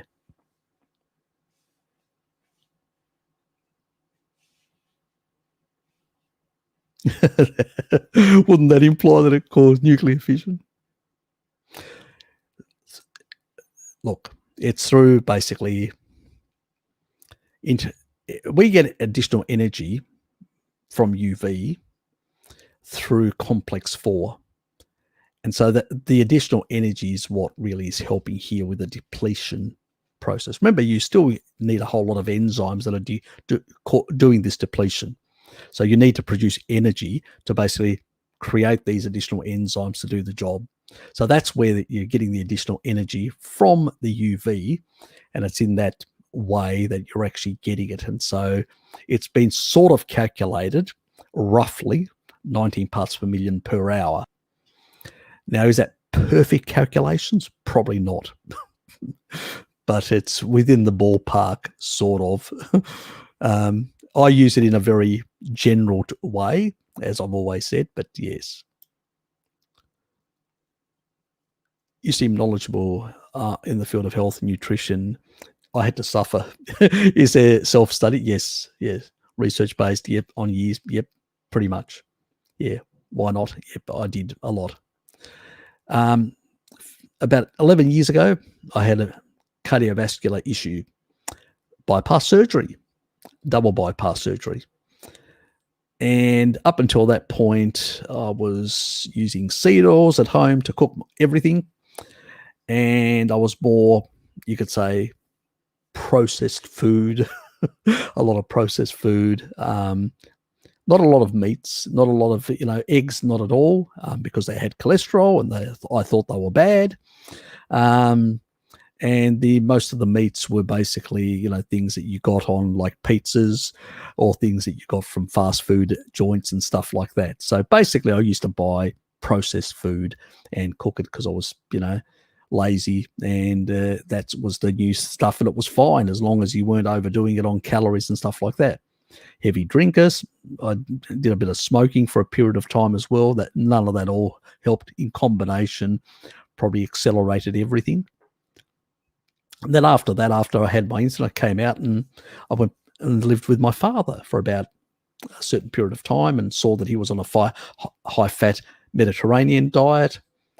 And I started questioning things at that moment. I'm sitting, Dad's quite old. He's in his mid-70s. And he's bloody healthier than me. And here he is consuming, low glycemic or low glycemic load type vegetables. I didn't understand that very much then. And a lot of dairy products, which are supposedly high in saturated fats. And a lot of eggs. He loves eggs. And basically some meats. He wasn't a big consumer of meats then, but he has become more now. And I'm going, there's something wrong with this picture. I was doing everything the nutritionists were telling me, and Dad's doing the complete opposite. And he's healthy and I'm not. What the hell's going on? It just didn't make sense. I was told do a low fat, use seed oils and all that. They were heart healthy. I mean, you look at the Heart Foundation with their little logo on all these oils, rancid crap. I didn't know it then. I was just like nobody, no different than anyone out there, general public type people that just listen to the experts, because I was also in my field, of mapping, cartography and all that. I considered myself an expert. So, I expected that other people in their field were experts as well. They did the proper job. They didn't bullshit. They didn't lie. They didn't basically peddle. They weren't being paid off by different organizations. So I thought that their information was solid, valid. Then I did my own research and realized very quickly how contradictory, how poor a lot of the stuff was. But I think the biggest breakthrough for me was coming across about 10 years ago, Sally Fallon of the Western A. Price Foundation, and seeing a video of hers, which was called Oiling of America, and really getting an insight on the refined oils and sugars that had come in the last 100-odd years into the diet, and how they had really changed the complexion of what we ate before and after, and all these other diseases, how they increased. And that, while it was correlation, not causation, it was statistically significant in regards when you looked at it. It was thousands orders of percentage of difference in regards to past practices and modern practices. We had flipped the nutrition from animal foods to plant foods in the majority, and we were sicker. So how can animal foods be worse when plant foods, now that are far more prevalent in the diet, are the ones it made obvious then at that moment that contributing to the problem? And then I sort of hit PubMed because came across a couple of people on the Western A Foundation that actually talked about some of these. I looked at the Ancestral Health Symposium, then the Low Carb Down Under sort of websites, and a number of the publications that people were citing and talking about, and started looking into them, trying to learn and understand how to interpret these things. And over time, it took a number of years. I've been doing it now for about 11 years. So it's 10 years to be more precise. The majority of that, but 11 years sort of realizing that I had I was starting to have a paradigm shift about 11 years ago, and 10 years that I've been doing a lot of research. So that's where it's come from. It's come out of necessity to heal myself, to reverse all my damage, So I've reversed all my fibrotic tissue in my heart, other organs as well. I've eliminated a lot of problem. I had major glassing. My entire left lung was completely glassed, which basically my doctor was fearing cancer at the time. And now that the last test that I did about 3 years ago was about down to, most of it had actually been eliminated. I think it was 70 to 80 odd % had been eliminated. Now I'm just hoping that the rest is gone and cleared up in that regard. So being on a more ancestral diet, the more I am, the better my body seems to get over time. There's still a lot of damage. You can't have decades and decades of damage and expect you're going to turn your body around immediately. So you got to be patient. The more damage you do and the older you are, you've got less in it. You've destroyed all of your mitochondrial density, and the amount of mitochondria play a big role. When we were young, in our 20s and like that, you've got a lot of mitochondrial density from when you're born to and that allows you to repair very easily. That's why when you injure yourself as a young person, you heal very fast, because you've got mitochondrial energy, density, and that gives you more energy to repair and heal yourself.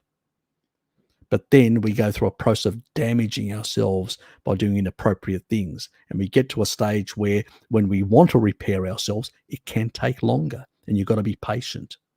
And then you've got to do a lot of things like senolytics to knock off the old damaged cells so they don't damage more neighboring cells through cytokine, activation that they cause. All these sort of things. I mean, if you look at some of my videos, you'll get a bit of an insight and understanding of what these things and the interventions you can use. And that's what I'm trying to do now, share a lot of that knowledge and information in a digestible way, in a less sciencey way.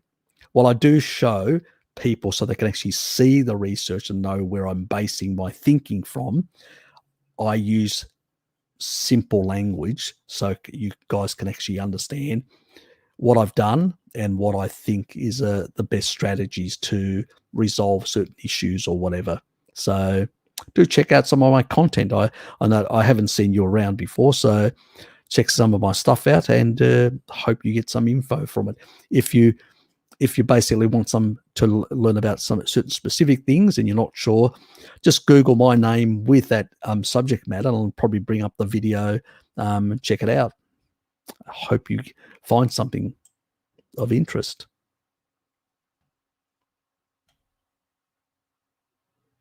Yeah, I do.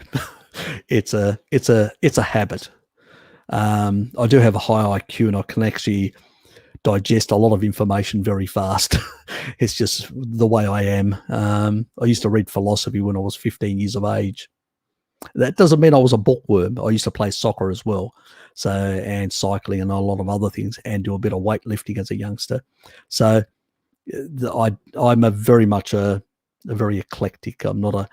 But I also love reading profusely. So I do have an ability to consume a lot of information very rapidly, especially things that interest me, or I'm driven.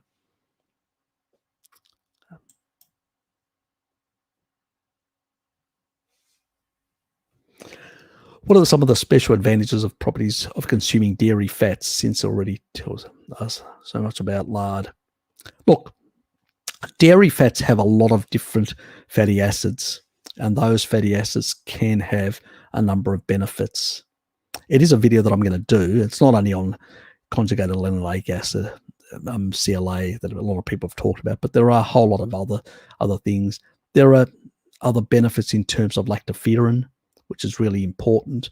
I've talked about lactoferrin quite a bit, and I've talked about low-grade inflammation lactoferrin, and that is very important because interferon is upregulated, which is very important for within the immune system. So raw milk we're talking about. When I talk about dairy, I usually talk about raw milk primarily.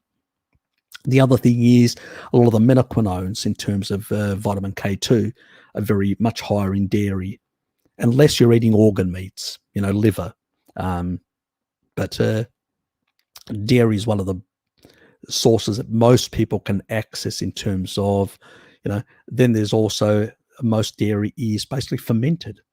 So most people don't access fermented unless they've got underlying IBS, certain types of issues in that regard, then they may need to give that a miss until they resolve those issues. But generally speaking, if people don't, those cheeses and stuff like that can provide a lot of beneficial bacteria as well. So there's a lot of different benefits in terms of dairy consumption. But then, you have to look at things like tolerance. Can somebody tolerate something or not? That's the other issue. So it can vary. Some people can't, and there may be other ways. You can actually ferment seafood. I mean, like the Inuit do. There are other ways of actually getting some of those, beneficial bacteria. So it's not only through dairy, let's be honest. And there are some other things that you can do to even meats. Some people, I know that there are a few people out there, aficionados, that do ferment meat and increase, because a number of these beneficial bacteria, like even the lactobacillus and all that, are in meat and stuff like that because they're acid-loving bacteria. So they will ferment in those and they will increase. So, but then that's an acquired taste as well, so let's put it that way. Other people can use aged meat, so hung aged meat, which is another option. So you don't, a large portion of people that have got a European ancestry, Central Asian ancestry, do have a lot of lactopersistence in that regard. So they should do fine. There can be some issues with people from the subcontinent, like India, Southeast Asia, and all that, because a lot of their milk has been primarily A2, and they seem to not do as well with the actual proteins of casein 1, But then again, if you're using lactoferrin, it actually can prevent some of the negative effects of casein 1, so raw milk so yeah. So is it the pasteurization an issue? Probably is in that regard, but some populations seem to be can cope much better. I will do a video on eventually. I do have one planned. It's in my list of things to do, so I won't give too much away on dairy and stuff like that. I've done one on the micronutrient state of dairy. So that was basically done on Bart's channel. So if you go to my playlist, there was some lady that was basically trying to say that you can get everything from dairy, and I said, well, you to a degree, but not everything. And so I do go through that and debunk her, but also provide quite a bit of the sort of the nutritional profile of dairy. So in terms of the micronutrients, so that people can check that out. It's in the playlist. It's not the live stream playlist. Or is it the live stream?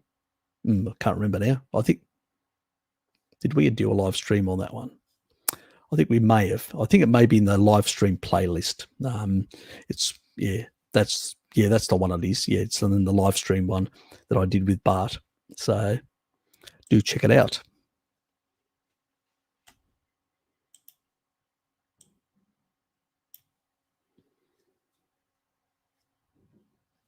Oh, thanks. I'll try to be. Yeah. Yeah, life would be too difficult if you couldn't be easygoing or chilled out or stuff like that. I think people take themselves far too serious, to be honest. I mean,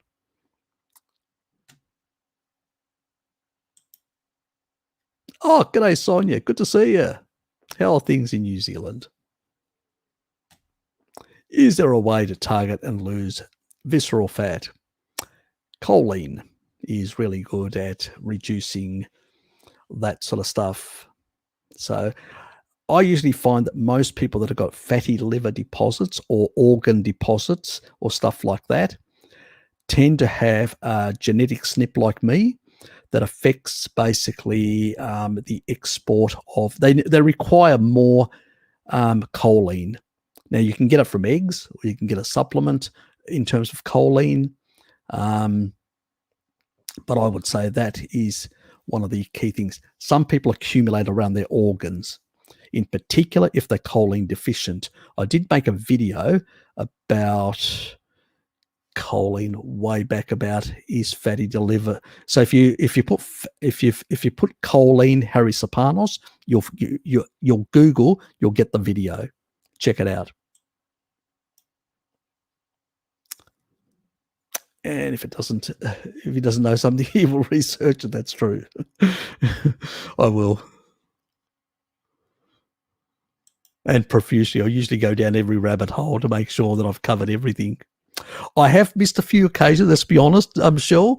The one on the boron, I didn't go down enough rabbit holes, and then I realized that if you've got an underlying potassium or magnesium deficiency, it will exacerbate the symptoms, the boron supplementation, rather than normalizing your hormones, but it'll also exacerbate.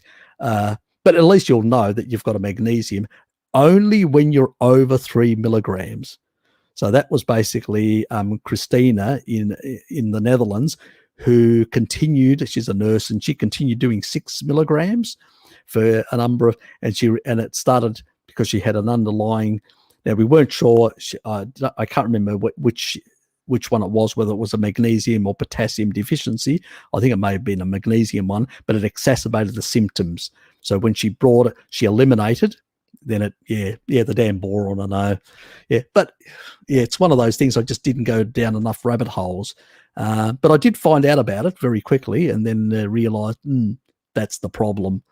Yes, so yeah, it's the way it goes. Sometimes you can always miss things, and it was some obscure damn study as well. That's the funny thing about it. Sometimes there's only one study that's ever been done, and in one of the others, I can't remember what it was. That some other thing. It was an anecdote somebody had, and I'm going, okay, let me test this. And I tested it, and it's sort of, I go, okay, there is an issue there, but there was zero research. And that's the other thing. Sometimes there is absolutely no research, and you end up scratching your head. Eventually, I work it out, but it takes a bit longer sometimes.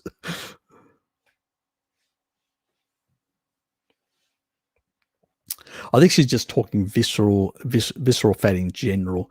Maybe she's had a scan that actually is identified. Sometimes if you've got certain genetics, and you can have actually worse, even when you're like TOFI. Some people can have a different genetic profile, which means that when they do accumulate fat, they accumulate more visceral fat, like my brother-in-law from my older sister. He tends to, you look at him, he looks lean, but he's got a lot of visceral fat. He does not build up subcutaneous in that regard.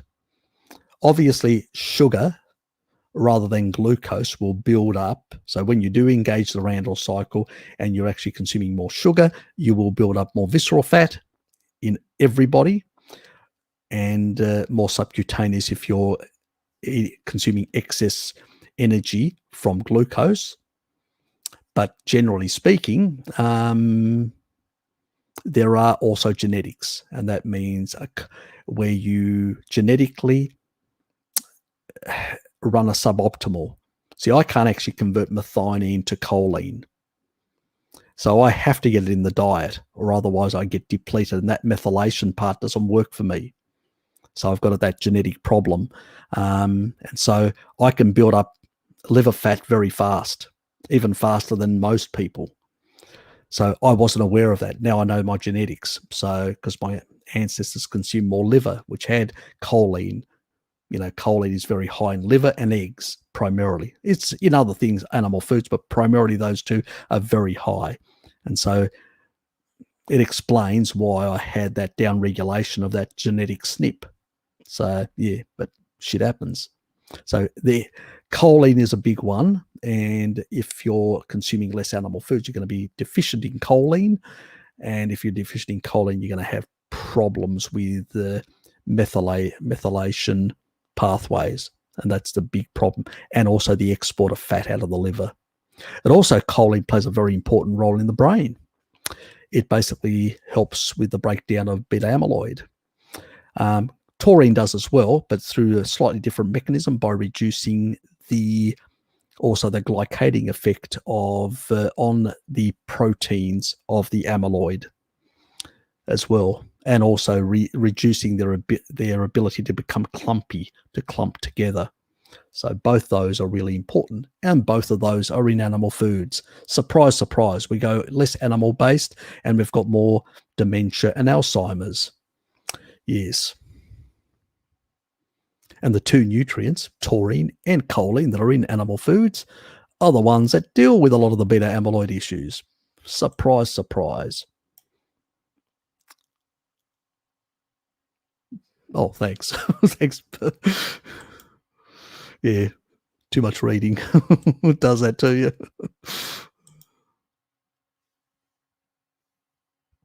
I've been feeling more and more like it. I've started getting some tiny, try to here in the Brazilian low carb keto carni biohacker sphere.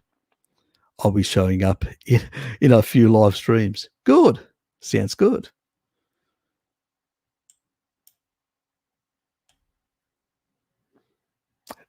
I've been telling him that for ages, Shell, that he should.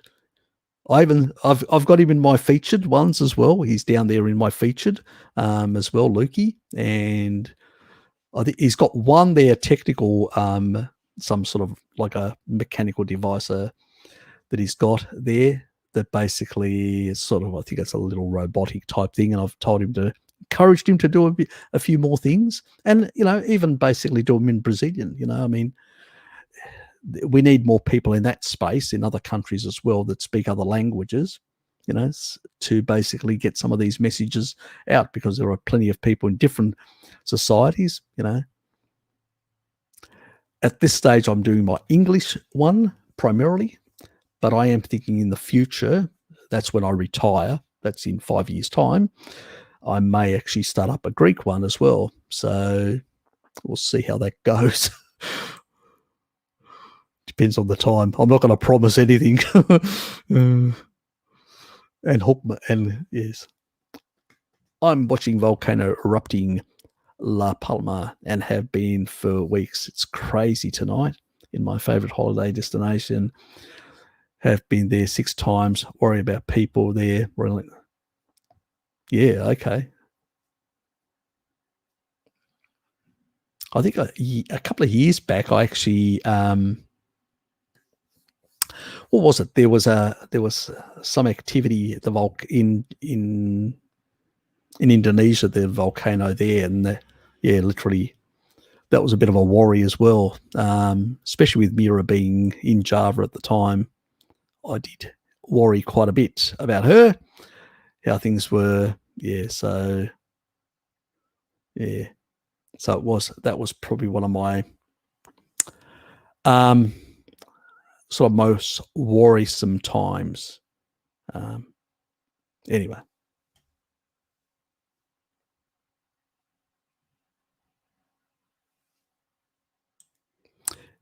Okay.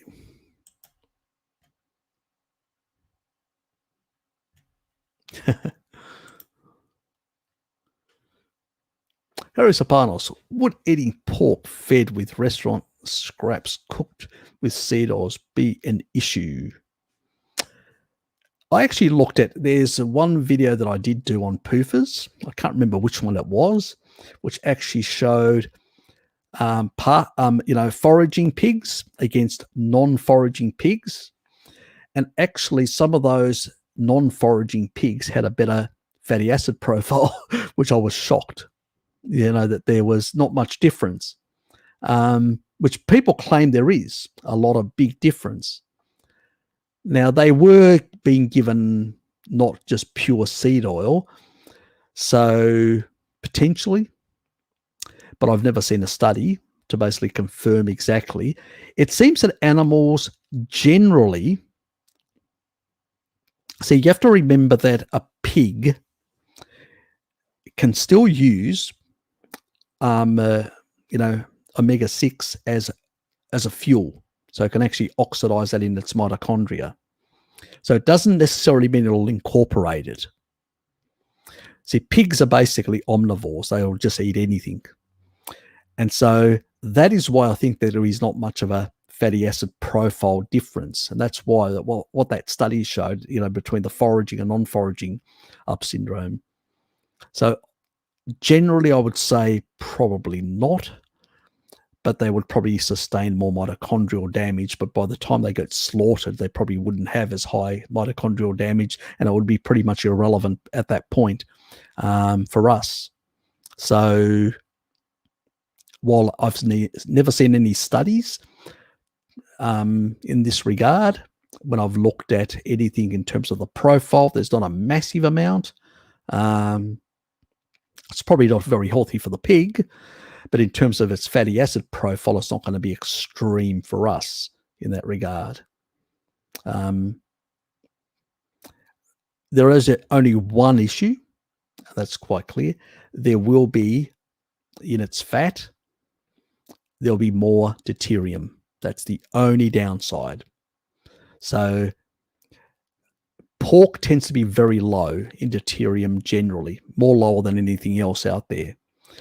So it may end up being as high as maybe something like olive oil at 130 parts per million. So it may add an additional.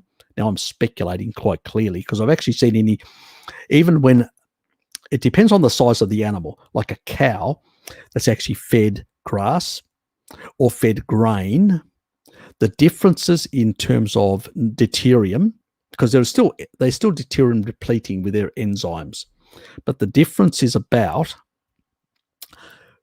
anywhere between 3 to 6 parts per million in the most extreme. So it's not as high as someone would think. So let's say at 115 parts per million, you added another, 10. You would go to 125. At 125 is where basically, grass-fed beef is. So on the deuterium side, is it going to be that much worse? Probably not. So that's through extrapolation, that's extrapolation, speculation on my part, but I can't see logically how it would be magnified in any higher way. The animal can still deplete. It will absorb some, but it can still deplete at a certain rate. Pigs are outdoors as well. They've got skin like us where they can basically get more UV depletion. They are naked. Yes, they don't, as long as you haven't put a coat on the damn thing. And so in that regard, it's a really hard thing to answer. But I would say that it wouldn't be a major problem, but it could be a minor problem. But how much? Depends on the pig, depends on the location on the planet, depends on so many damn factors. I usually stick to foraged animals, personally, because it's also going to have CLA, it's also going to have more omega-3s, it's going to have a number of other things, but it's not a game changer. You can still throw a few sardines into your diet and all that and get the other stuff and balance, so it's not an issue in that regard if you think you're missing out on some of the essential fatty acids because of the profile slightly being altered. But it's not going to be horrendous. So I've never seen anything to show really horrendous. And when people have claimed it, I've said, show me the evidence. They never do. And I actually show in one of my PUFA things the actual, non-foraging, and there's not much difference. In some cases, the profile is even better of the non-foraging. So that was a bit of a shock to me. So there's so many factors at play. So it's a very hard one to answer. And, in a restaurant, in most cases, they wouldn't actually only give it scraps of seed oils. It'd be a lot of other things in there, vegetables and all sorts of other things. It'd be a lot of combination things. So it wouldn't be just seed oils. So, yeah.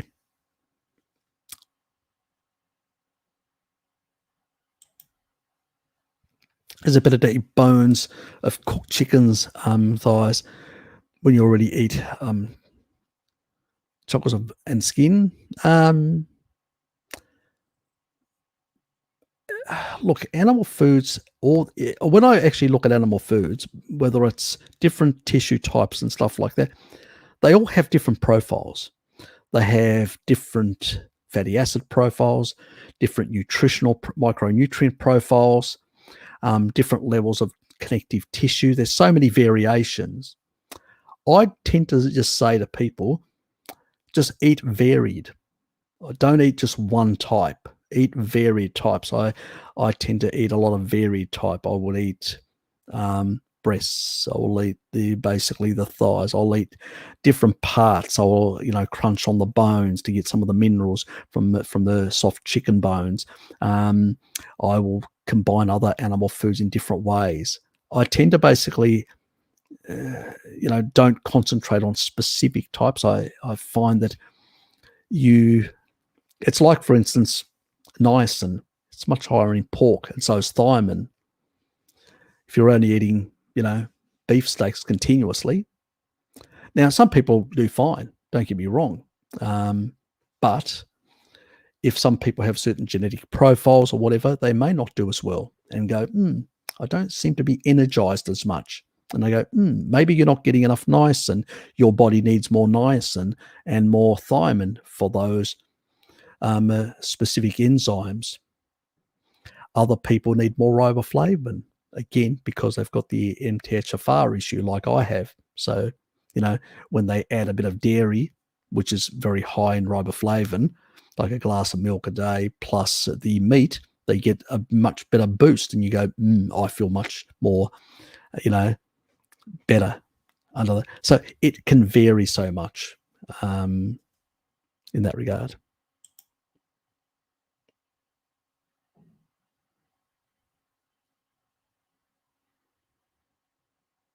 Oh, you're talking about specific targeting.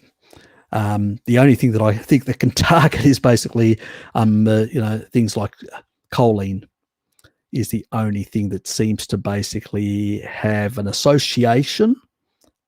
We haven't done any mechanistic studies. It's only associational. I think there are actually rat studies from memory that basically we know mechanistically if you lower alcohol and lower sugar, you will reduce liver fat. And we know that also choline also can reduce liver fat for the same, by exporting more. But when it comes to the actual viscera, which is around all the organs and stuff like that, there is sort of, it's more people that have done experiments with high dose choline and then have gone back and done scans and said by doing ultrasounds and saying that all their level of visceral has come down. Generally speaking, when you go on a low carbohydrate diet of any sort, your visceral fat does reduce. Now, can it independently with high dose of choline? That's what these people claim, and that's what they've actually seen. But I haven't seen any research to say that. But it does work. I have seen research, and that's what I showed in that video that I did in terms of liver fat. So my suspicion is that because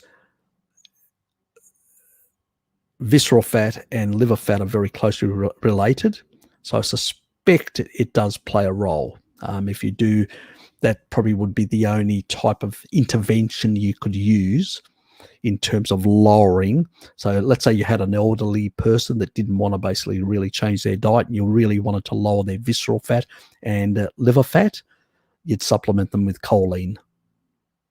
Yep. That's another thing also that lowers blood pressure, unfortunately, in very high doses. In low doses, it doesn't, but in high doses, it can have not a big effect, but it's something to be aware of, especially if you're using it in an intervention way in that regard. So, yeah.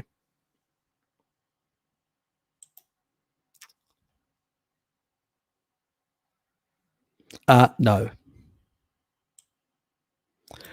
It's clearly as an intervention. I use boron as an intervention when people are coming into a carnivore diet, off a SAD diet or a vegan diet or whatever, and have really deranged hormonal balance. In particular, women tend to have more of this problem, not men as much.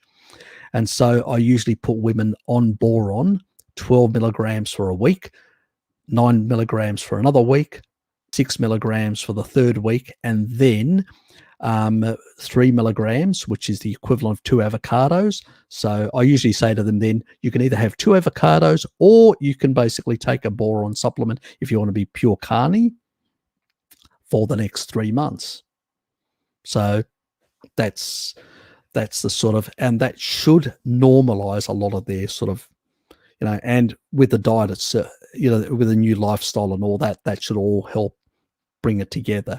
Unless there are other sort of issues that need to be resolved as well. There can be. Let's put it that way. Thanks, Harry. I've been taking Ruteri for about 2 months now, and as well, does have the beneficial bacteria in there and I need to take a different lactobacillus supplement to add in. There are the sort of, you want to get one that actually has a very diverse the lactobacillus strains, a lot of the different strains. There are some out there, commercial ones, that actually have a lot of varied strains and all that. So that's really important. I'm trying to remember the one that, look, I'll try and remember the ones off the top of my head now, lack of sleep and all that, or interrupted sleep from last night. I'll put a comment later. It won't be today, it'll be tomorrow on this live stream, and I'll actually put some of the different types you can consider. But right now, off the top of my head, yes, Randall cycle. This is an issue. Does it happen? Is it a problem? Yep. In reasonably lean muscular people, if mixing carbs and fat in the occasional meal, occasional social meal, probably not. It does take actually to reset about 3 days. So if you do engage the Randall cycle in a big way by eating a lot of, let's say, highly palatable foods which have got a lot of sugar and fat in them, yes, that can engage the Randall cycle. But if you're lean, and that basically will fatten you up, you go into storage mode for the next 3 days. But at the same time, yep, you're welcome, AG. I just noticed your comment at the bottom. But at the end of the day, the occasional, it's not going to cause any major deleterious long-term problems in that regard.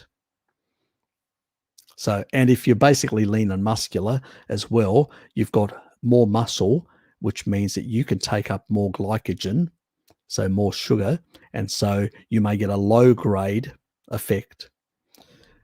I usually, when I go out to social events, I do a number of things. One, I know that a lot of the foods and the alcohol and stuff like that are going to deplete a lot of my B vitamins. It's also good for a hangover the next day. So I usually take more B vitamins, 2 B vitamin complexes before, 2 B vitamins after. And the other thing that I do is I'll do some intense exercises before I go out. Then I'll have a shower and then I'll go out. And the reason for that is because I want to deplete a lot of my glycogen. So that's, some of the actual cheats. And then some of the lectins and other that. There's lactoferrin, which is in raw milk, but you can actually supplement that as well.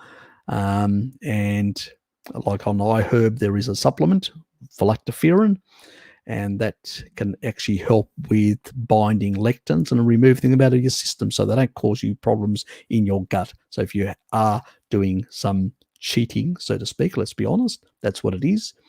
And eating inappropriate foods, you can slightly mitigate those with a few of those little hacks.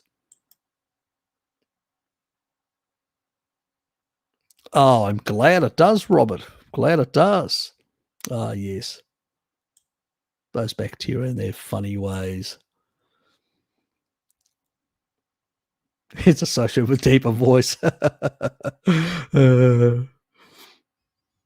Well, actually, the Ruteri combination with the rhamnosus, that other one that I talk about, they do also increase other things downstairs. So they improve things there.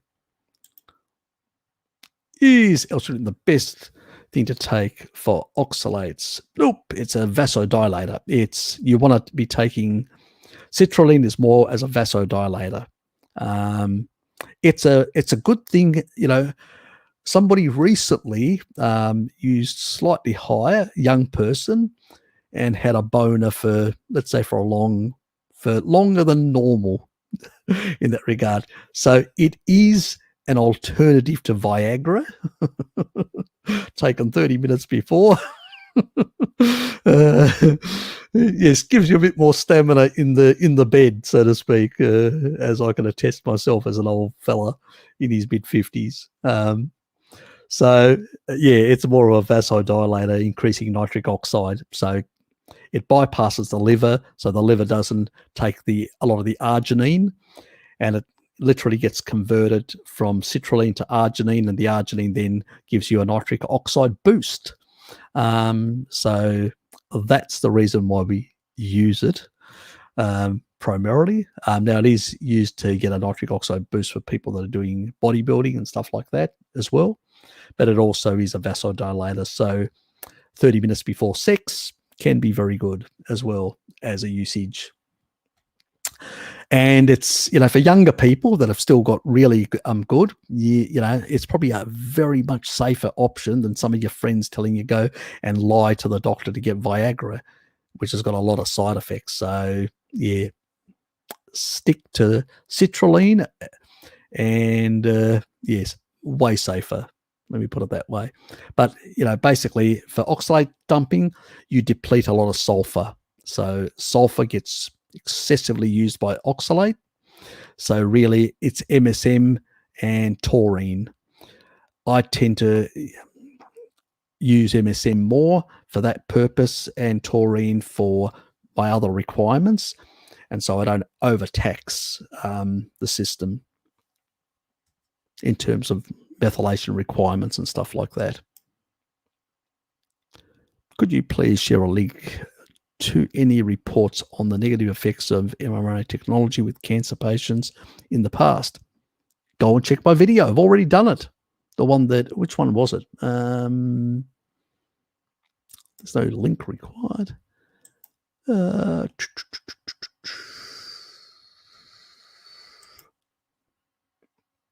Let me go back.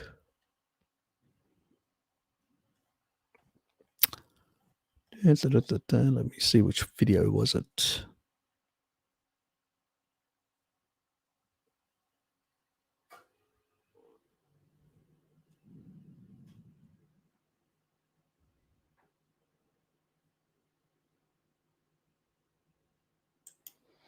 I think it was this one.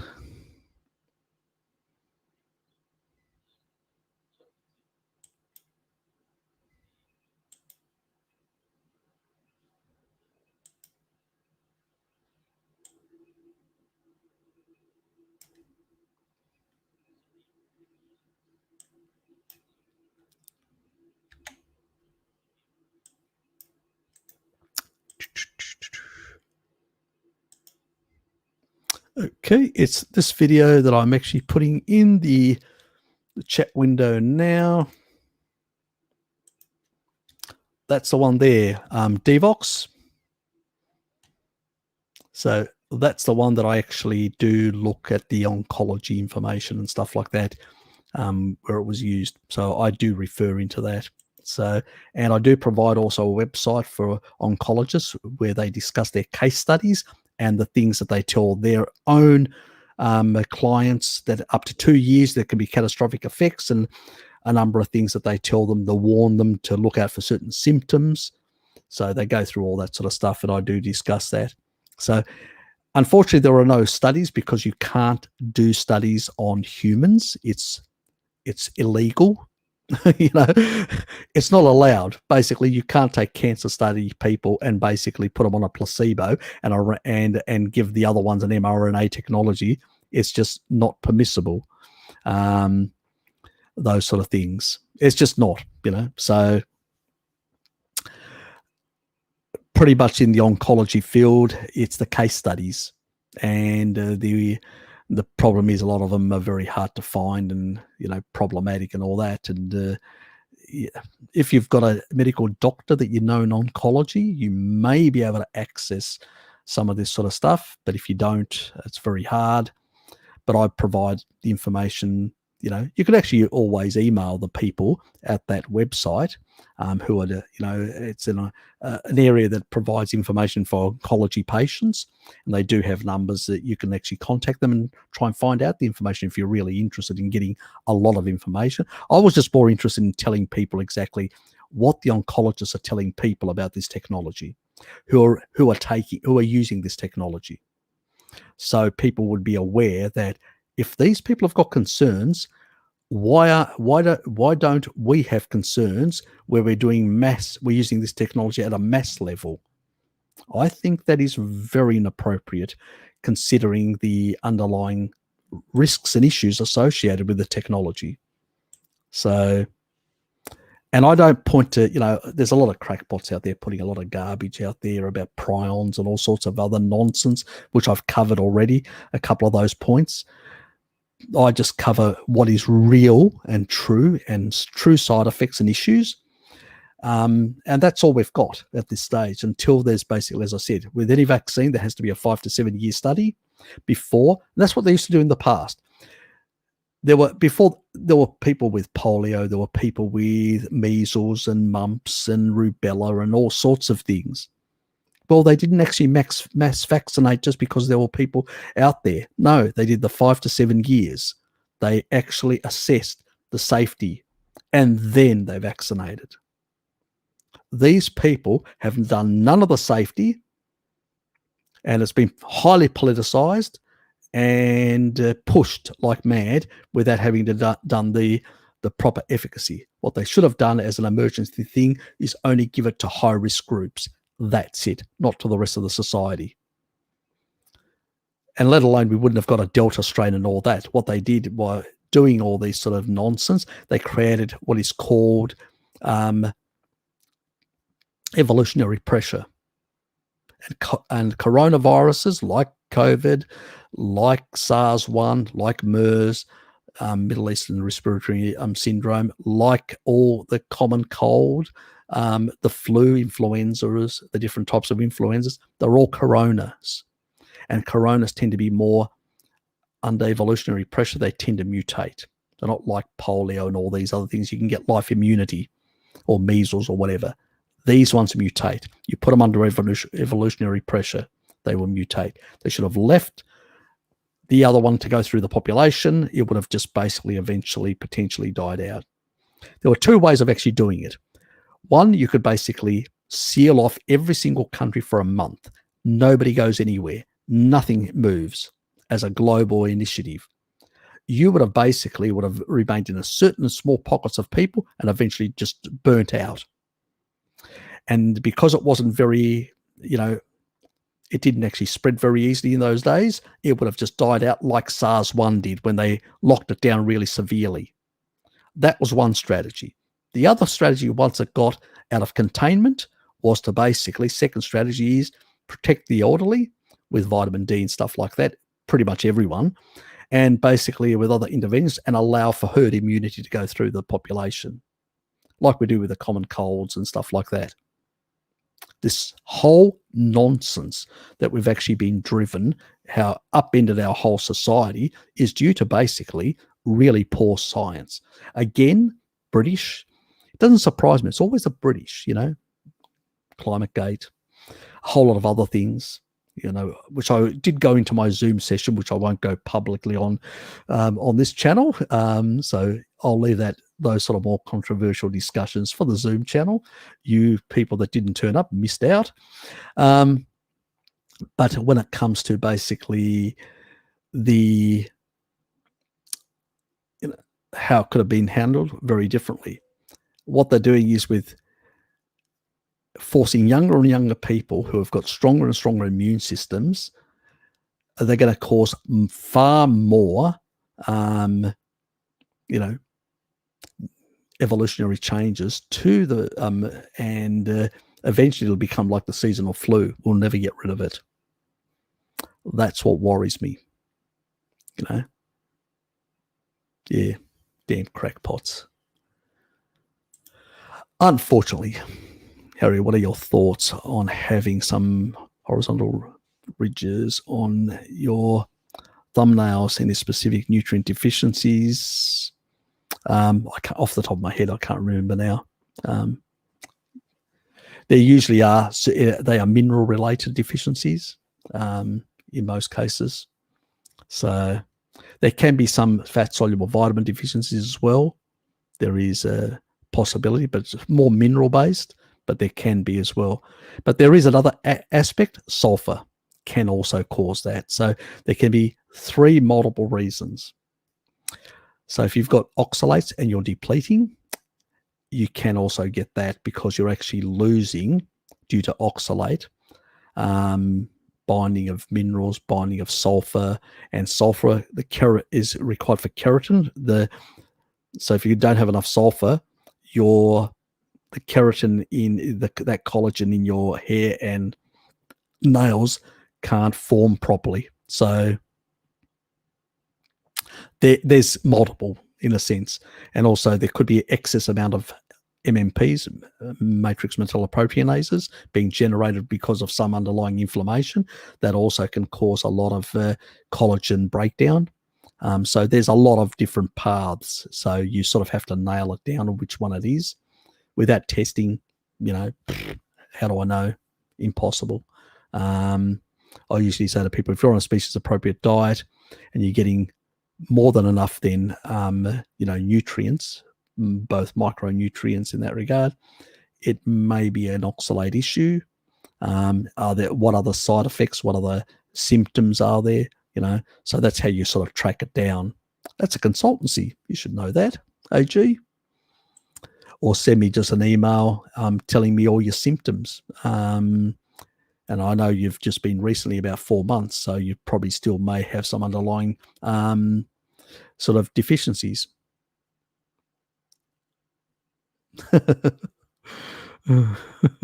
Nice one, Shell. Yeah, there can be issues as well. I find there are many of them collagen related. You'll be surprised. A lot of people out there will talk about deficiencies in micronutrients, and it's not micronutrients. That people get tested. They do all these expensive tests, and they find that they've got no deficiencies. Because remember, the excretion rates of a lot of minerals is very low. I've talked about it with magnesium, potassium. We get more than enough of these things. So usually it comes back to collagen. And it usually has to do with either fat-soluble vitamins or overexpression of MMPs for whatever reason. Usually you get some level of underlying inflammation. Your C-reactive protein is a bit higher. What is actually driving it? Could be a lot of things. Mold, all sorts of things can be drivers for MMP production. And if you're, let's say, doing a steak only, you're not getting enough fat-soluble vitamins, so you're not getting enough regulatory type of fat-soluble vitamins to regulate MMPs, then, yeah, you can have a sort of a low-grade effect depending on, the environmental reasons. There's a lot of reasons to try to track down things. It took me with Alex once about 4 emails or 5 emails, I can't remember, to track everything down. I thought I had everything covered in the first email. And then that last thing, it took us about 4 emails before, because it's private, I'm not going to mention exactly. I do respect people's privacy. But it took about, 4 additional until we tracked it down, and then eventually it worked. And Alex got back to me and said, "It worked. I'm fine. It's all sorted." I go, "Great," move on.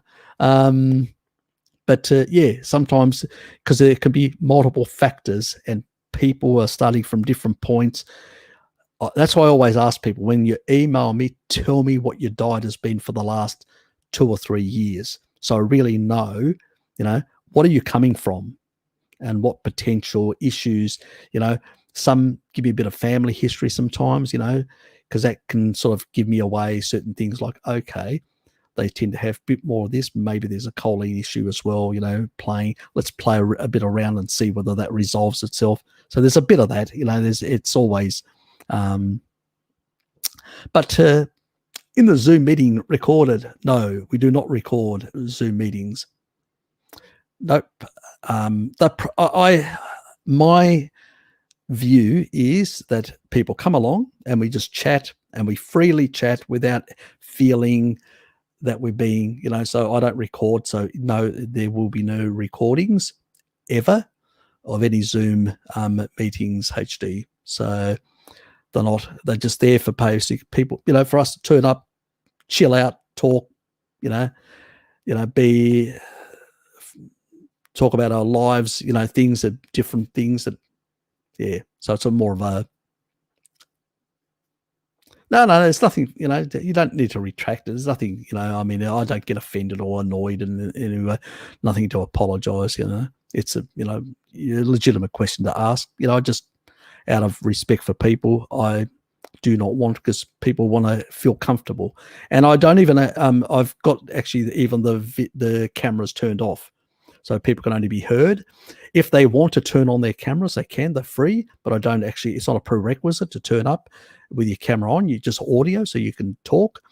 And that's again, look, people start at different points. They may be very new to the carnivore. They may have a number of health issues. They may not feel, body-wise confident enough, for a lot of reasons. They may be self-conscious about things. And I don't want to make it an uncomfortable environment. It's there to be, a friendly environment. We turn up, have a bit of a chat, friendly chat, and, talk about different things about our lives, about things, the current politics and things like that.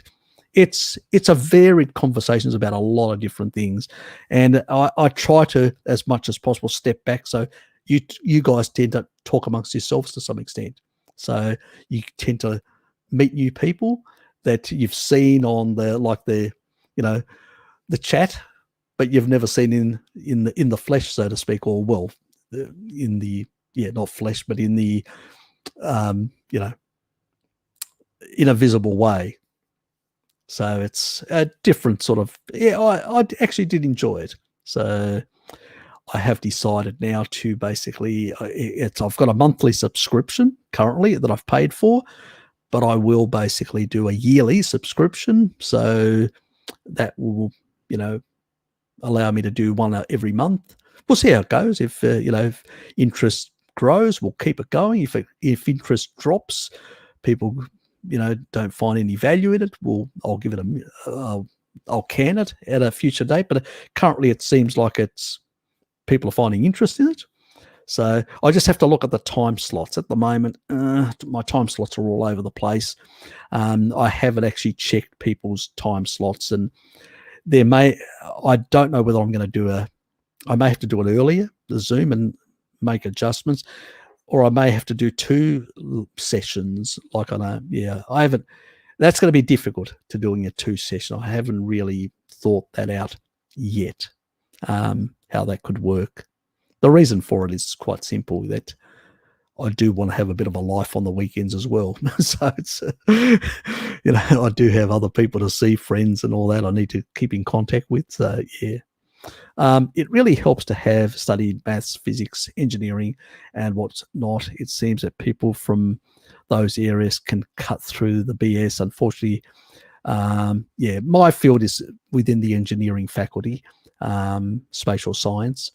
Unfortunately, memorization is the approach for learning in biology. Yeah, unfortunately, it is. In a lot of fields, where in our sort of fields, we have to be analytical. You've got no option. You've got data. You've got to analyze it. I mean, yes, I mean, recently we've been using AIs to analyze some of that stuff, and I don't know whether that's going to affect the field in the long run in a negative way. Currently, it's the first stages that we're using this, but we're still doing, coding and still data analysis of our stuff to work out, where errors are and stuff like that. So you have to be analytical in these sort of professions, whether you like it or not. It's just the way they are. Which also helps to basically, as you said, cut through a lot of this sort of, you can see the obvious nonsense, this doesn't make sense. This does not compute, where most people that actually learn, by rot in that memorization and just repeat things, regurgitate things, yeah, they may sound intelligent, but they're not really, because they don't really understand what they're actually talking about or what they've actually are regurgitating. And you do find that sometimes I actually ask people certain questions, and then I notice that they just repeat the same thing, and I'm going, you don't really understand this, do you? And you're probably right. People in these sort of areas where you have to be analytical, it's a different approach. Even for people that have studied philosophy, like I did as a youngster from the age of 15, you have to be very analytical to understand philosophy. It's very, complex thinking that's required. And especially when you're doing there's formulas in some of the philosophers, certain formulations you have to understand and apply and test. So there is sort of a level of sort of analysis that is required as well. So yeah, you're probably right in that regard. Ivor Cummings and many others like that, have really, and people like Dave Feldman, came in. Comes from a sort of a similar type background, very analytical and all that. Deals with a lot of data and stuff like that. He comes into looking at the lipids and completely changes the environment of looking at lipids as a dynamic system that basically follows certain engineering principles, and basically explains all the dynamics of energy flux through the system and energy usages and energy transport. A complete different way of viewing our energy system in our body, of our lipoproteins, how they work and how they operate, and all these experiments that he's done. Now, there are people that are scientists in this area, or lipidologists who have looked at this sort of stuff recently in the low carb community, and they are shocked that they missed it all. They were still doing all these, the lipid panels and all that in a sort of a mechanical way, but they were shocked completely and utterly. Dave Feldman literally just blew them away, showed them that they have no fucking idea about the energy system and the movement of the different energy substrates around the body. He basically literally upended their whole field. Exactly. Sometimes it does take somebody with a different perspective coming in from the outside that can see the obvious. It does have a vested interest. I don't have a vested interest. For me, my goal was, how do I fix my heart? How do I fix my lung? How do I fix my body? I want to live. I don't want to die. For me, it was an existential, reason for survival. I don't give a shit what diet actually worked or didn't work. I was only concerned about what would actually fix my body. So when you approach things like that, it's a very different way. You cut through the bullshit very fast. You realize, that's junk. Oh, this shows a mechanism here. This seems interesting. So yeah, being analytical helps. Let's put it that way. And having a high IQ also helps as well. So it's both. Yep, scenes serve as alternative and traditional academia. Yeah, look, certain types do attract crackpots. You're right. However, yeah, there's a risk. Yeah, The reason for it is, as I've said, in the nutritional field, you've had the Seven-Day Adventists and a lot of different organizations, a strong vegetarian movement for a very long time, and they have tended to gravitate to those occupations and have tended, I mean, even Weston A. Price, if you remember, Weston A. Price was a vegetarian. It was very popular back in the 1930s, vegetarianism. Hitler was, and many others. It was a very popular thing, whether you were in the right or left or whatever.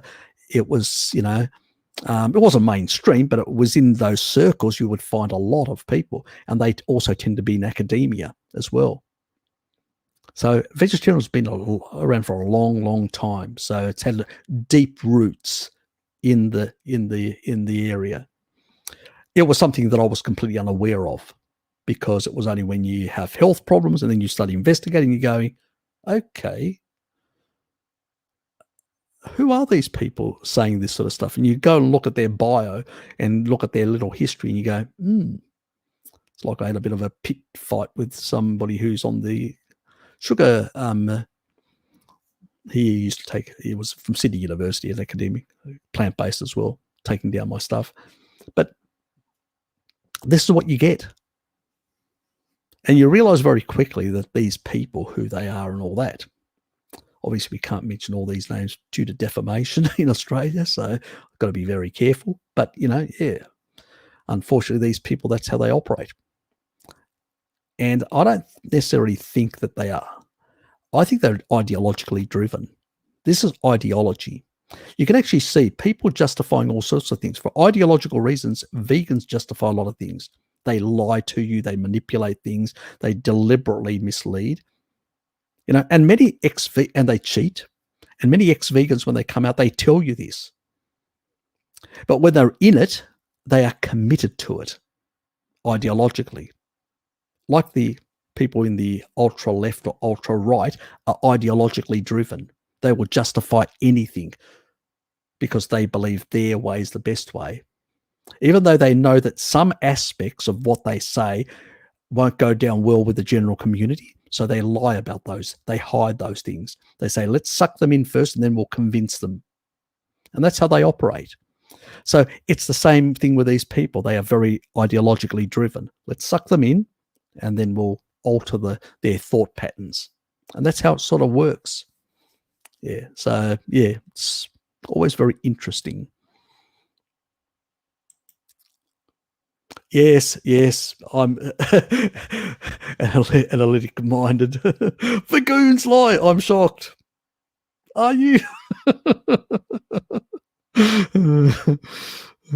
LOL on the volcano stream. There are 2 roosters that make themselves heard. God. Bo. She's got a fixation with roosters and volcanoes. Spencer, good to see you, mate. How do you know most of our improvements weren't just from removing seed oils and refined carbs, supplementing taurine, MSM, iodine, etc.? Is that directed towards me and all that? Look, definitely taking those 2 things out are the biggest culprits. Going way back to Weston A. Price, when he actually saw the refined seed oils and sugars, he actually saw a lot of health problems going really bad, even back then. So he was on the money in that regard. Obviously, when it comes to supplementing taurine, MSM, iodine, all these sort of things, I tend to say to people, get it from your diet if you can. And we use a lot of these things as interventions. So we'll use higher doses because we're dealing with oxalate dumping, or we may be dealing with fibrotic tissue in our bodies, or there's a lot of damage. So we may need alpha lipoic acid, which is a major electron donor to stabilize tissue. That's very reactive because of a lot of oxidative stress. We want to reduce that. So a lot of these other things are not the diet, they're interventions. We need to understand that they are interventions. Yes, we need to remove the culprits, seed oils and refined sugars, but we also need to use some interventions in the short term. How long depends on the person. Some people, a couple of years, some people less. Like if you've got a lot of accumulated seed oils, what do I usually say? Because you've got cellular turnover about 7 years, I usually say up to 7 years, maybe up to 10 years, a low dose vitamin E, like Jarrows. Why? Because it's basically going to deal with a lot of that stored PUFA, especially when you're losing weight. You're still going to have stored PUFA from those old days, and that can damage your mitochondria. You want to stabilize it. And if you've got a lot of excessive, you may even consider, some astaxanthin sort of, but that can bioaccumulate, can be a problem. But you could take it intermittently when you're dealing with, especially cheat days, if you're on holidays. So so there are different types of interventions that you can talk about or use, but doesn't mean that you require those. You may not. Some may require more. Depends on, as I say, tell me your history, tell me where you've started from, or what you've been doing for the last couple of years, and I'll tell you what probably interventions you do need.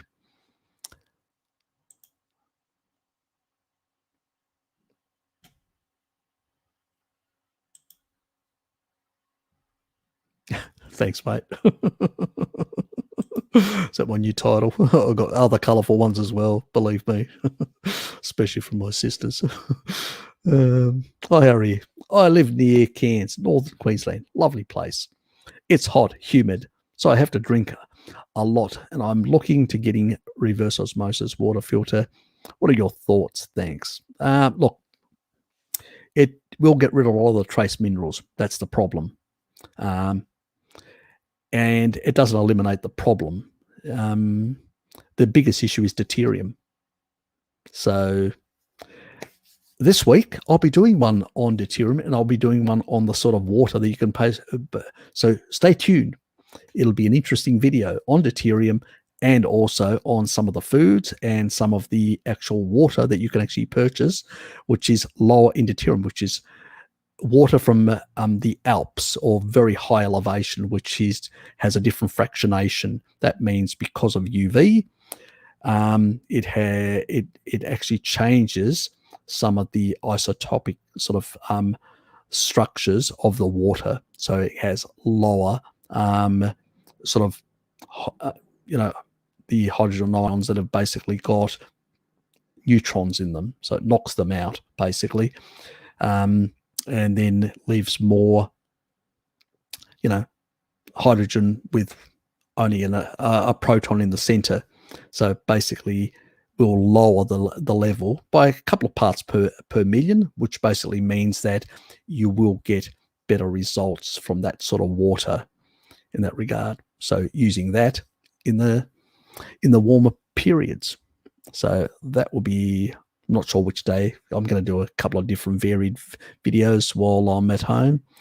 And from what I can see, we've got a 3-day lockdown. It may extend. So I'll have nothing else to do. So other than doing a bit of exercise around the place, I'll be doing videos for most of the week. So I'll be doing long ones as well. So they won't all be shown this week.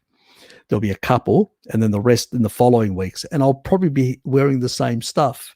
So you'll know that they've been done on the same day. So I'll be doing like a long couple of hours of different little videos, and then I'll go through and cut them. So they'll be cut. And then once I make sure their audio is all right and everything like that, then I'll publish them. So there'll be towards the end of this coming week, there'll be stuff, and then the following weeks there'll be more stuff that I'll slowly publish through that whole period. So I also will try to complete the myths and falsehoods of veganism. So that will also is an important one that I want to do. So that I've done a couple, but I haven't actually completed the series yet. That has to be completed. I did promise that, and I've still got a couple to do in that regard for a couple of issues and some other things that other people brought up. I did notice some of their suggestions. They'll be for a later period, probably after the new year, that I'll cover those points that people, because they asked quite a few, so I can't cover everything. Thank you for the very detailed response to my question. Background knowledge. Yep, you're welcome. I'm usually a bit quicker, but at the moment I've sort of, how can I put it? I've been basically, you know, I tend to push. Not that I basically, I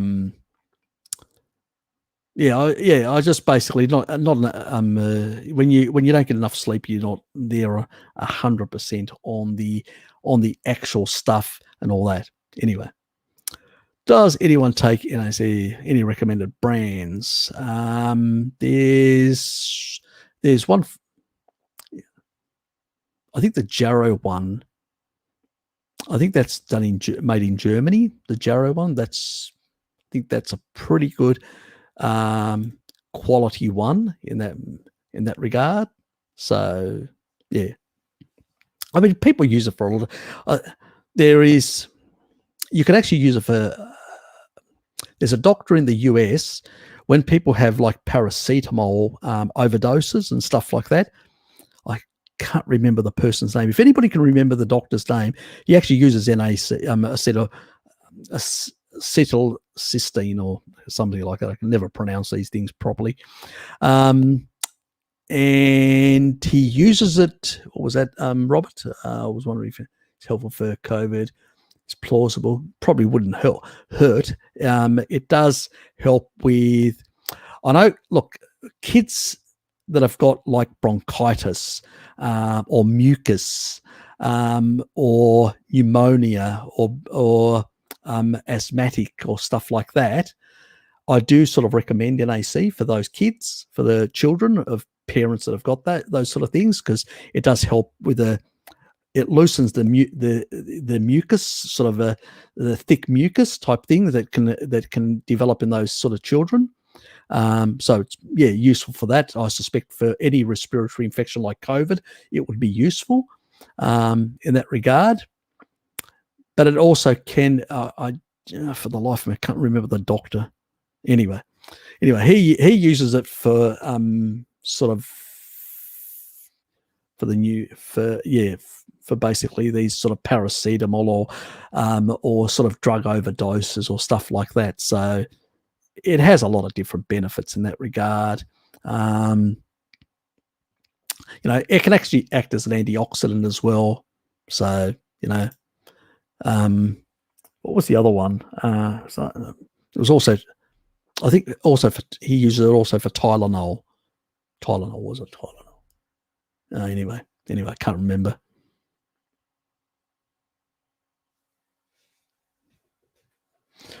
Maybe I shouldn't have said the C word, say anything.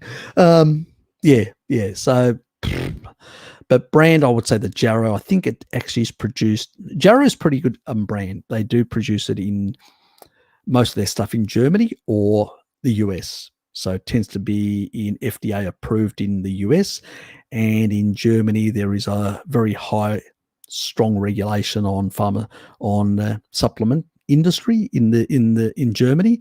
So I tend to basically focus on those two countries. Some of the other sort of stuff. I can't remember now. It's just not coming to me. What's your daily diet look like?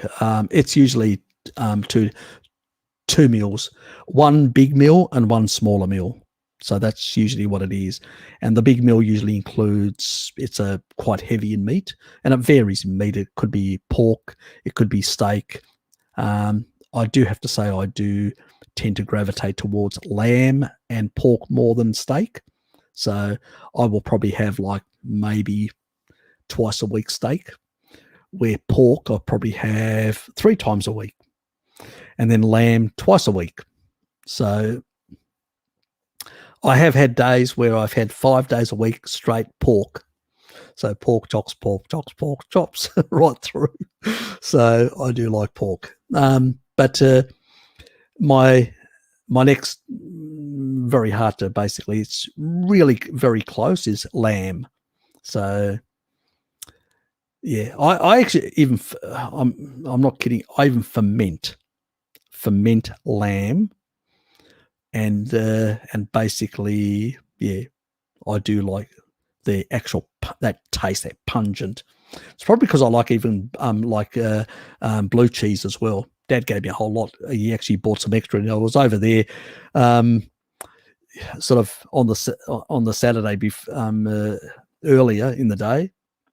Sorry, that was the Friday. Sorry, the Friday that I was over there just before the lockdown sort of period. I went over and went and did a bit of shopping for Dad, and he gave me some of the blue cheese, and I'm going, okay. He said, I bought extra. I knew you'd want some, and I said, thanks, Dad. So I got some extra. It saved me having to go and actually buy some because I literally run out. So I do like that sort of stuff. Sort of some of the fermented stuff. I know Bart hates it, but Prim loves it as well. She really likes the fermented stuff as well. So they have some other things, some fish stuff in Sweden, which is fermented, and certain other things. I've never tried that stuff, so I've tried some fermented dried stuff in terms of fish in Greece, but I've never sort of tried like sort of raw fermented type fish like the Inuit consume, and the Sami and some other populations in those sort of areas. So probably one of these days I should try and find a place where actually and try it just out of interest. So, but yeah, pretty much twice. And I usually, in that second milk, it varies. Sometimes I may not have milk. Sometimes I may have 2 glasses of milk in a day. So can vary. Usually if I've had less meat, I'll have more milk. If I've had more meats and other, cheeses and stuff like that, I probably won't have milk, because I've just had, plenty in that regard. So it varies. It varies. I'm not like some sort of stickler that I must do this, I must do that, or whatever in that regard.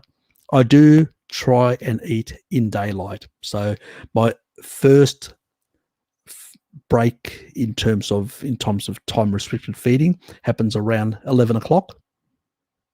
And it usually, it's some sort of, it can vary. Sometimes it can be eggs. Sometimes it can be like a soup. Sometimes it can be basically cured meats with cheese. Like yesterday, that's what it was. It was basically, I had cacciatore, which is a mild cacciatore, which is basically an Italian type. It's about that long, like a dried out sausage, but it's really thick. It's sort of like a salami type, but it's very dense. It's a very dense type, and a bit drier compared to others. And so, yeah, cut that all up, and I had that together with a lot of brie. So, and I combined that also with chicken liver pate. So it was a sort of a brie chicken liver pate and this Italian product. So it was a combination. That was really, that's how I broke my fast yesterday. so that was quite nice. And then later on in the afternoon, I had a steak. But I usually have 2 meals a day, and it's usually within daylight. I try to keep it with daylight. Obviously, if you go out socializing and all that, it's going to be in the evening. Fine. But I try and keep it daylight, because most of our ancestors would have woken up. They would have got a bit of a boost in their blood sugar in the morning due to cortisol. They would have got energized. They would have gone out, done a hunt. They would have got an animal. Then they would have basically cut a bit of the liver, had a bit of the blood, electrolytes and all that, shared amongst them, the hunters, then taken it back. By the time they got back, it'd be, probably 2-ish or whatever. And they'd be feasting between 2 to 4, 5 o'clock. And then after that, sit around the campfire and all that. That is more what, so I tend to basically, and so that they sometimes have a snack in the morning, occasionally some of the tribes and all that. So generally in daylight, in the circadian rhythms, and 2 meals within that period seems to work much better.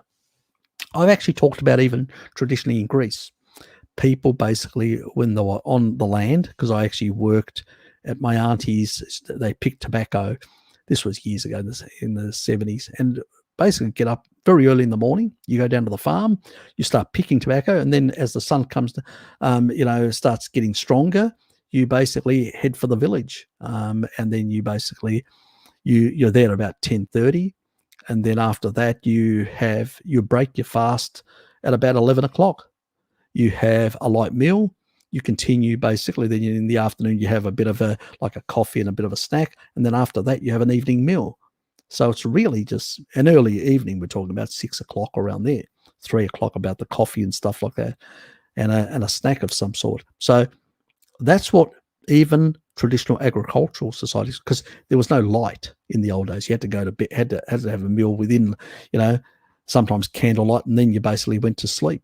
And in many cases, the midday meal may have been the biggest meal. So again, in times of primarily light, circadian rhythms, this 3 meals a day, and in the evenings, in darkness and all that, is a very unnatural thing that we've created, pretty much because it's been promoted, because the food industry just wants us constantly eating. Now that's up to 6 meals a day. So it's, humans have turnover, a cellular turnover. If you leave your body to cellular turnover, you'll release amino acids, all sorts of organelles being broken down into your bloodstream, and the body can recycle your own body to some extent. The key thing why we have to have certain foods, in particular proteins and certain animal foods that are nutrient dense, is we need the cofactors. For all these enzymes to work, you need the cofactors. Remember the guy that did the 300, Angus, that did the 386-day fast. Now, what was he getting? Wasn't getting fat-soluble vitamins, because your fat-soluble vitamins are stored in your fat tissue. So as you release it, you'll release vitamin D, retinol, MK4, all these things naturally into your bloodstream. But what do other cofactors, what were they supplementing? Electrolyte types and B vitamins and trace minerals. Because you need those cofactors. If you're not getting them from the food, you still need them for the enzymes to work, even if you are fasting continuously for 386 days. That's when you're going to get into trouble. That's why people who don't know how to fast usually don't have trace minerals. And I've shown you, like the colloidal minerals, a trace mineral supplement. So when I do very long fasts, I'll put colloidal minerals, trace minerals. I'll use B vitamins that have got no sugar or anything. They're just B vitamins diluted in water. Drink that down. That's what I do to make sure that I'm getting all the cofactors to support all the enzymes, and then I don't have any funny reactions or whatever. Most people miss that because they've looked at the people that have heard about the study or whatever. They haven't looked at the details, what the actual doctors were supplementing this person. When you look at the details, you realize, this is why this person didn't have any problems, because they were getting all the cofactors to support all the enzymatic pathways. Very important. So food, I enjoy, I'm a foodie. I enjoy food. But at the same time, we eat far more than our ancestors did. We're just constantly in the trough, especially most people nowadays, especially if you're on a diet that actually does this to your blood sugars and this to your insulin. So yes, when you're on a species appropriate diet, if you don't I haven't eaten anything. It's 1:42 here. I haven't eaten anything. I'm not even thinking about food at the moment. I'm going to go off for a walk up the hill and come back, and that's when I'm going to deplete some glycogen and all that, and then my body's going to say, now I feel a bit hungry. In the past, what people used to do? If you wanted to actually make people hungry, you'd send them to do a lot of exercise. Cardio makes you hungry. That's the way you actually eat, because you're depleting glycogen and stuff like that, and the body goes, I need to, ghrelin goes up. Cardio actually increases ghrelin, your hunger.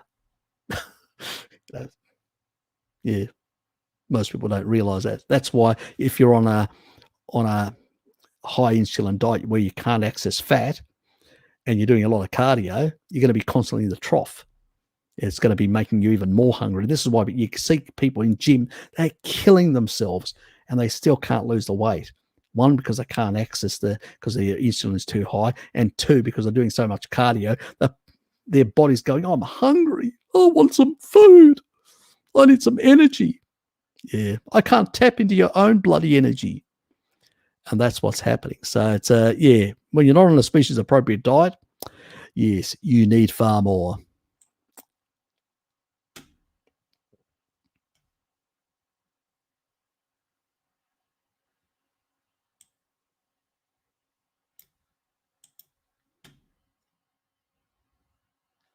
Any advice for someone for a bite gene issue? Eggs. Eggs or liver. Eggs are much easier to get. And remember, I haven't shown the study, but somebody actually asked me about biotin, even raw eggs. You only bind about 27%. I will do the video. So, most of our ancestors ate raw eggs. They didn't cook them. But, yeah, eggs are the best source for biotin. Very good for your hair as well, biotin. Very important. So it makes your hair thicker and yes, exactly. Damn the boron. Trying to help people. And I missed those little points, those nuanced points about the magnification of potassium and magnesium deficiencies. That's annoying, isn't it? I thought it was at the time. But, sometimes, that's life. You can't, we're all going to miss something.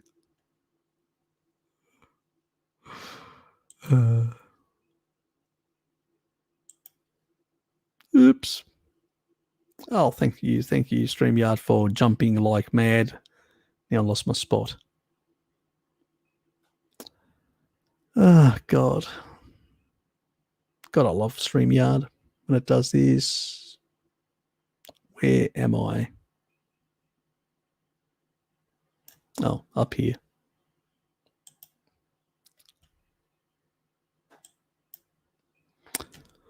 Yes. Guys, it's about, I'm going to do this for another 15 minutes and then it's going to be 3:30 and then I'm pulling the plug. So, because I got the night shift then as well. It's coming up. So if I missed your question, sorry, just the way it is. You'll have to put it in the comments area or next week or later today if you're still awake.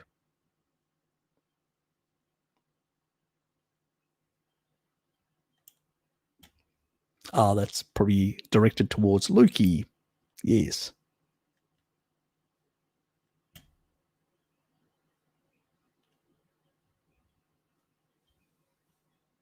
Yes, don't overdo it. Yeah,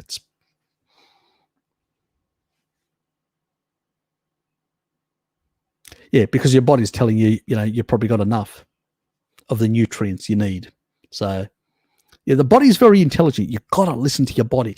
Don't listen to gurus telling you must have this amount. Even tribal people, they just cut small amounts and they share it amongst themselves. I usually cook liver and then I'll just cut little bits every day now and then sometimes, or I'll make those snacks. Remember the snacks that I talked about? Fry them, have them, and I'll just take one and just have like a snack, a liver snack. So, or sometimes I won't have liver for a couple of days and then I'll basically go, I wouldn't mind some, and I'll have some chicken liver pate, which was really nice. It actually combines really nice with brie.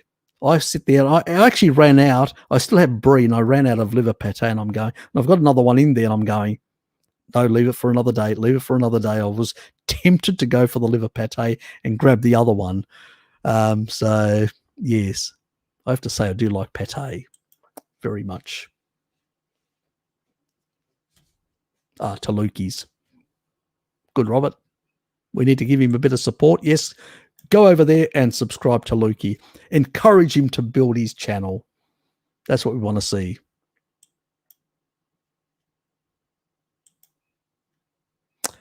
Tucker Goodrich seems to think that LA from pork can be an issue. Nah, it's sort of the Ray Pete nonsense. I think last time Tucker was actually talking to Salad Boy. So yeah, look, I think these people talk to the wrong people, and then because originally Tucker, you would only talk about seed oils, you know. The amount in even, let's say all of it was LA in the pork. Let's say it was all LA as an example. It'd still be very little. If you take a look, there's not much difference between other animal foods, very low. And it also is remember the LA in pork is low deuterium. It's the PUFA that's actually the lowest in deuterium in pork. That's the other thing I forgot to mention earlier. It's not the saturated or monounsaturated actually have slightly higher deuterium. Actually, it's the PUFA. We stop confusing the two. One, the PUFA is in the pork is basically in the bilayers of the fats. It's stable. It's not going to cause any problems. Remember, I did the PUFA videos where I showed even when they cook things for a couple of hours, there was only trace elements. More than enough for your own internal antioxidant system to deal with. Trace amounts. You had to basically, to get slightly higher levels from the pork, you had to cook it for 30 bloody hours. Who's going to cook anything for 30 hours? And still it was much lower than the seed oils. The seed oils are off the charts. You know what I mean? Even I've actually shown in another video, I can't remember which one, where I showed the lard was the lowest in aldehydes. Let's put it this way. Where you asked Bart, where aldehydes go, so do oxidative primary and secondary products. So if you've got the higher the aldehydes, the higher the primary and secondary oxidative products. When you look at basically pork, it's lower than tallow and lower, well, marginally. It's very close, nearly the same. And then both are slightly lower than butter. And then when they are down here, that's olive oil. And then PUFA is something like, the other seed oils are way off the chart. There's no comparison. On the deuterium side, lard, like bacon. Bacon on its own is about 113 or around about 113 parts per million. You can actually find when it's foraged that low. It's the lowest out of all of them. And then you basically look at seed oils, sugar and everything else about 150 odd to 160 odd, and seed oils are nearly double that, 256 parts per million. There's no comparison between the two. So yeah, it's probably being influenced by some of the other crackpots out there. PUFA from animal fats is not a problem, period. I've done all the actual videos on it.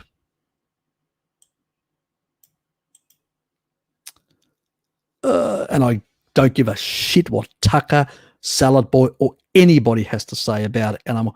They have to demonstrate. They are talking out of their asses. Demonstrate with science, not with basically opinions. Local psych hospital used to sell scraps of pig to pig farmers. Farmers stopped buying because the pigs would get sunburned, side effects, some psych medicines. Patients would spit out hide meds in the food. Oh, no idea, Helen. Didn't even realize that this was happening.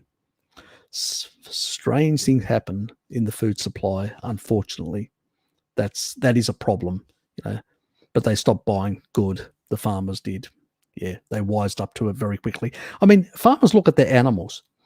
If the animals, this is another thing, if you actually feed a lot of seed oils, now, as I said, in scraps, when they feed scraps from restaurants, like I can't remember, I think it was HD that asked me, all that sort of stuff into it's very small amounts. The body can deal with that. It can detox, or it can get rid of a lot of that, lower the deuterium depletion, all that.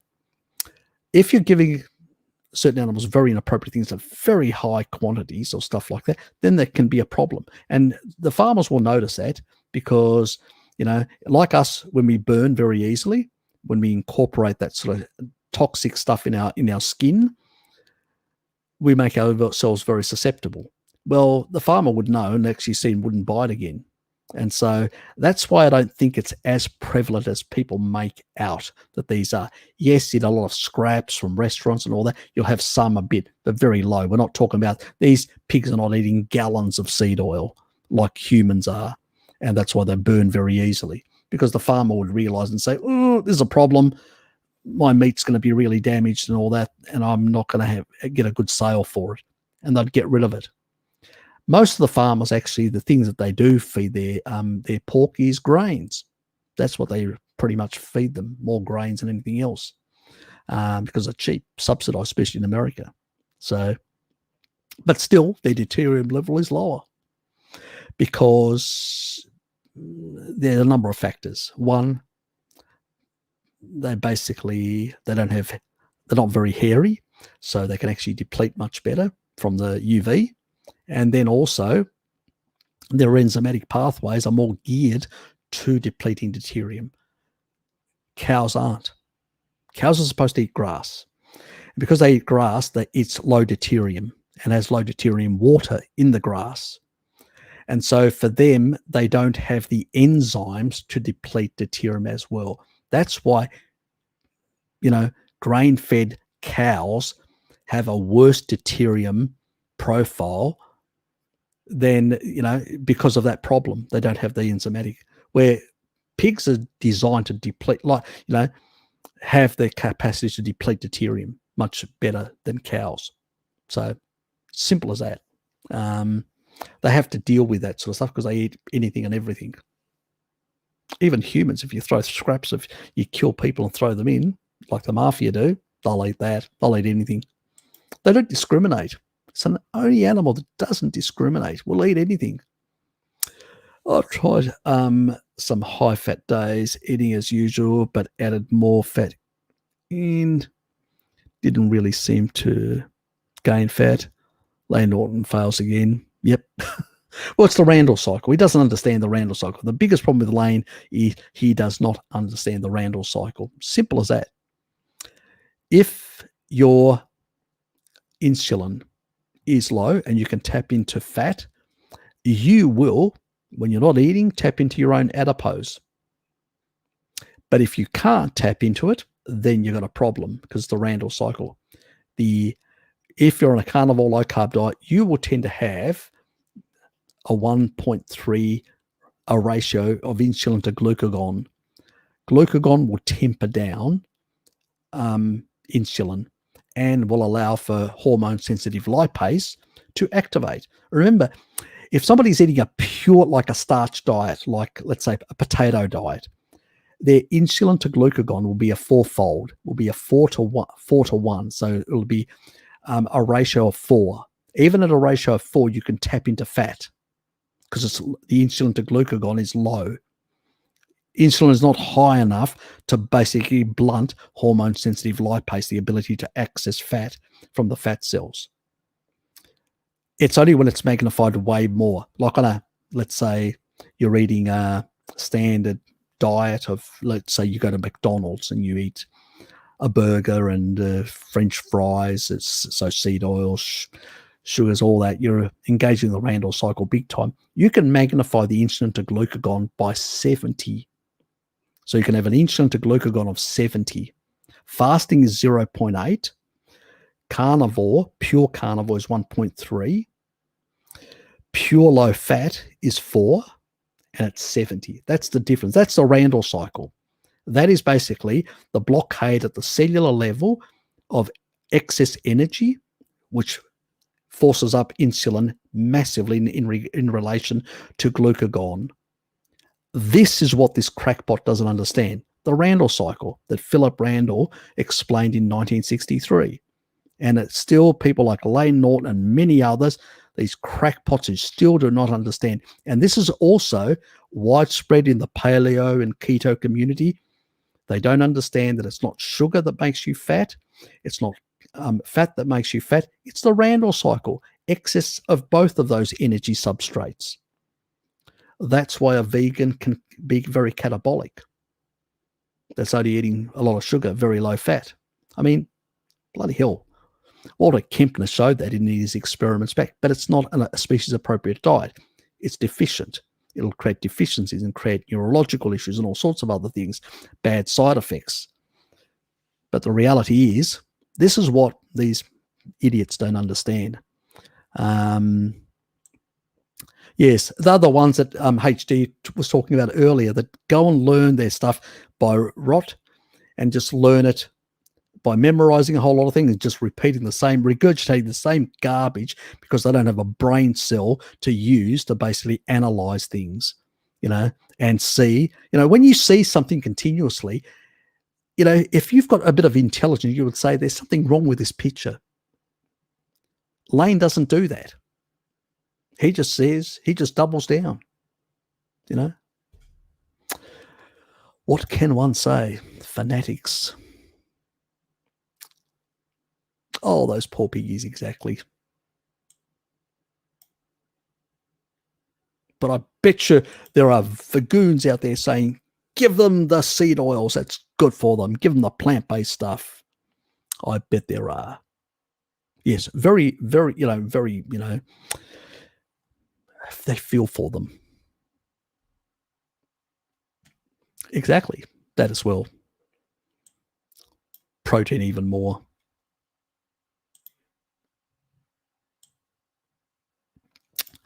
Damn, we are there. We're there, pretty much. Ah, yes, he's a wonderful person. Great individual. Yes, very scientific.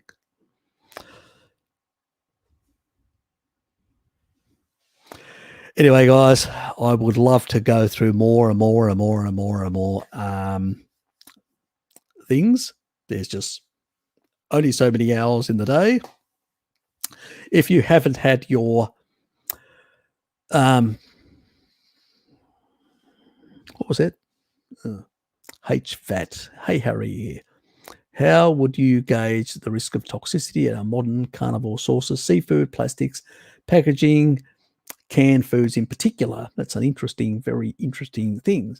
Now, microplastics in the northern hemisphere will be more prevalent than in the southern hemisphere. So it does play a role in that regard. Animals, you usually get it into their organs and into their gut system. So you won't get a lot of expression in the tissue. So basically, obviously, having organ meats and stuff from the fish, it's best to sort of clear out all that and throw it away, unfortunately, which is a problem. It depends on the source. The areas of the world varies quite a bit. From the southern hemisphere, not a problem. The concentration is so little, it's irrelevant. The animal is able to methylate away those microplastics. It really is in really polluted areas. So as long as the fish are not sourced from polluted areas, I'll just go right down to that thing because it'll be the last thing that I'll basically get into in that regard. And yeah, so basically that covers that. Then in terms of mercury and all that, I do have a video if you Google on seafood. So Harry Serpanos seafood, I actually look at the ratios of, and also selenide, which is a component of selenium, which actually binds and chelates. It's actually one of the best ways of getting rid of mercury out of the system. So iodine as well helps in that regard, but selenide is a big one. And if the ratios are very low, and I actually showed sort of right at the end the ratios, you can actually pick the right fish combinations to use in that regard to have less of those issues. Obviously in canned stuff and all that, I usually go for like Baltic countries, countries like Eastern Europe. some other countries around the world. And the reason for that is they're, like there are a few other places around the world where they use like traditional canning. They still have the old factories where they can, like if you go into some areas around the world, they still use the old canning where there are just the old aluminium type cans, or the stainless steel ones that they use nowadays, that sort of stuff, material. So it's a very different types of canning process, so they don't have all the plastic lining and stuff like that. So there are variations. Obviously, if you've got a lined thing, it's worse with oils, because oils can seep and damage the lining of that plastic where water doesn't. So it's less of an issue. It also has to do the date of the packaging. That's really important for xenoestrogens, how much have seeped into the fluids. So you'd have to look at the actual date. There's a lot of these factors. The earliest it is from the factory. Now, obviously, even ones that say BPA free, they're using new types of stuff which haven't been analyzed yet, and they could be just as bad as BPA. We don't know because we haven't seen the studies yet. So these are all issues. I tend to go down to the waterfront in Hobart and buy my fish that has been caught by fishermen fresh. Yes, they cost a bit more, but the other stuff that I do buy when I buy fish is snap frozen from the southern oceans. That means they've caught them, they've actually cut them up and snap froze them in packaging on the boat. So basically, yeah, you get it, and then you just thaw it out and cook it. So it's, practically as fresh as when it was caught. So that's what I usually buy. It's either fresh or snap frozen. I don't really buy stuff from containers. That's, you pay a bit more, but you get better quality in that regard. But do check out my video, and that will give you a bit of information in terms of the ratio of mercury to selenium, which is really important in terms of the type of foods you want to combine and all that. Anyway, guys, thanks for being here. I would have loved to answer more and more of the questions. There were plenty here. But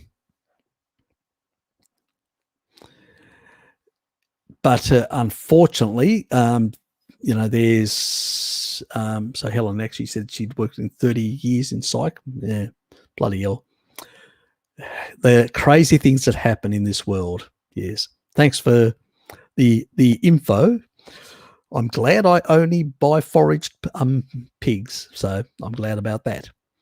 But yeah, so pretty much, guys, I would have loved to actually answer more, but I do need to take a break. I do need to go for a bit of a walk and then have a meal and then get prepared for tonight's session, which is in about 4 hours' time, the next one. So you're welcome, everyone, and thanks for being here. Please hit the like button. If you haven't subscribed, why not? Please subscribe. If you're somebody that, for whatever reason, doesn't like this nice person, pleasant person, comical person, or whatever, like you're a vagoon, just give me a dislike. I'll take that as well. The algorithm apparently likes that as well for whatever reason. So I do not discriminate against vagoons giving me a dislike. Please give me a dislike if you don't like me. I don't know why you wouldn't like me, but please give it to me. The AI will love you as well. Actually will love me. After order more NAC supplements. If you've got a mucus issue, figure. Anyway, thanks, mate. Not a problem. Take care. Yeah. Also, yes, exactly, Robert. Very much. Also, keep in mind with remember, if you're trying to stabilize your hormones, if they're a bit on the wacky side, 12, 9, 6, and 3. 3 in 4 weeks' time, 3. Stick to 3 for the next 3 months. And then get off it, see how you go. If you go back to it at 3, We don't want these high levels. They can sort of, yeah. I'm still not sure about whether you can actually sort of mitigate some of that with taurine, or whether it sort of causes other potential imbalances. I'm not sure. So I don't like, it's one of those things I just don't have enough information to really, so I tend to basically say, play it at the safer level. Yeah, it may take a bit longer, but it's at that safer level. It's not going to magnify anything out of the ordinary. So keep that in mind. And don't go crazy on the NAC as well.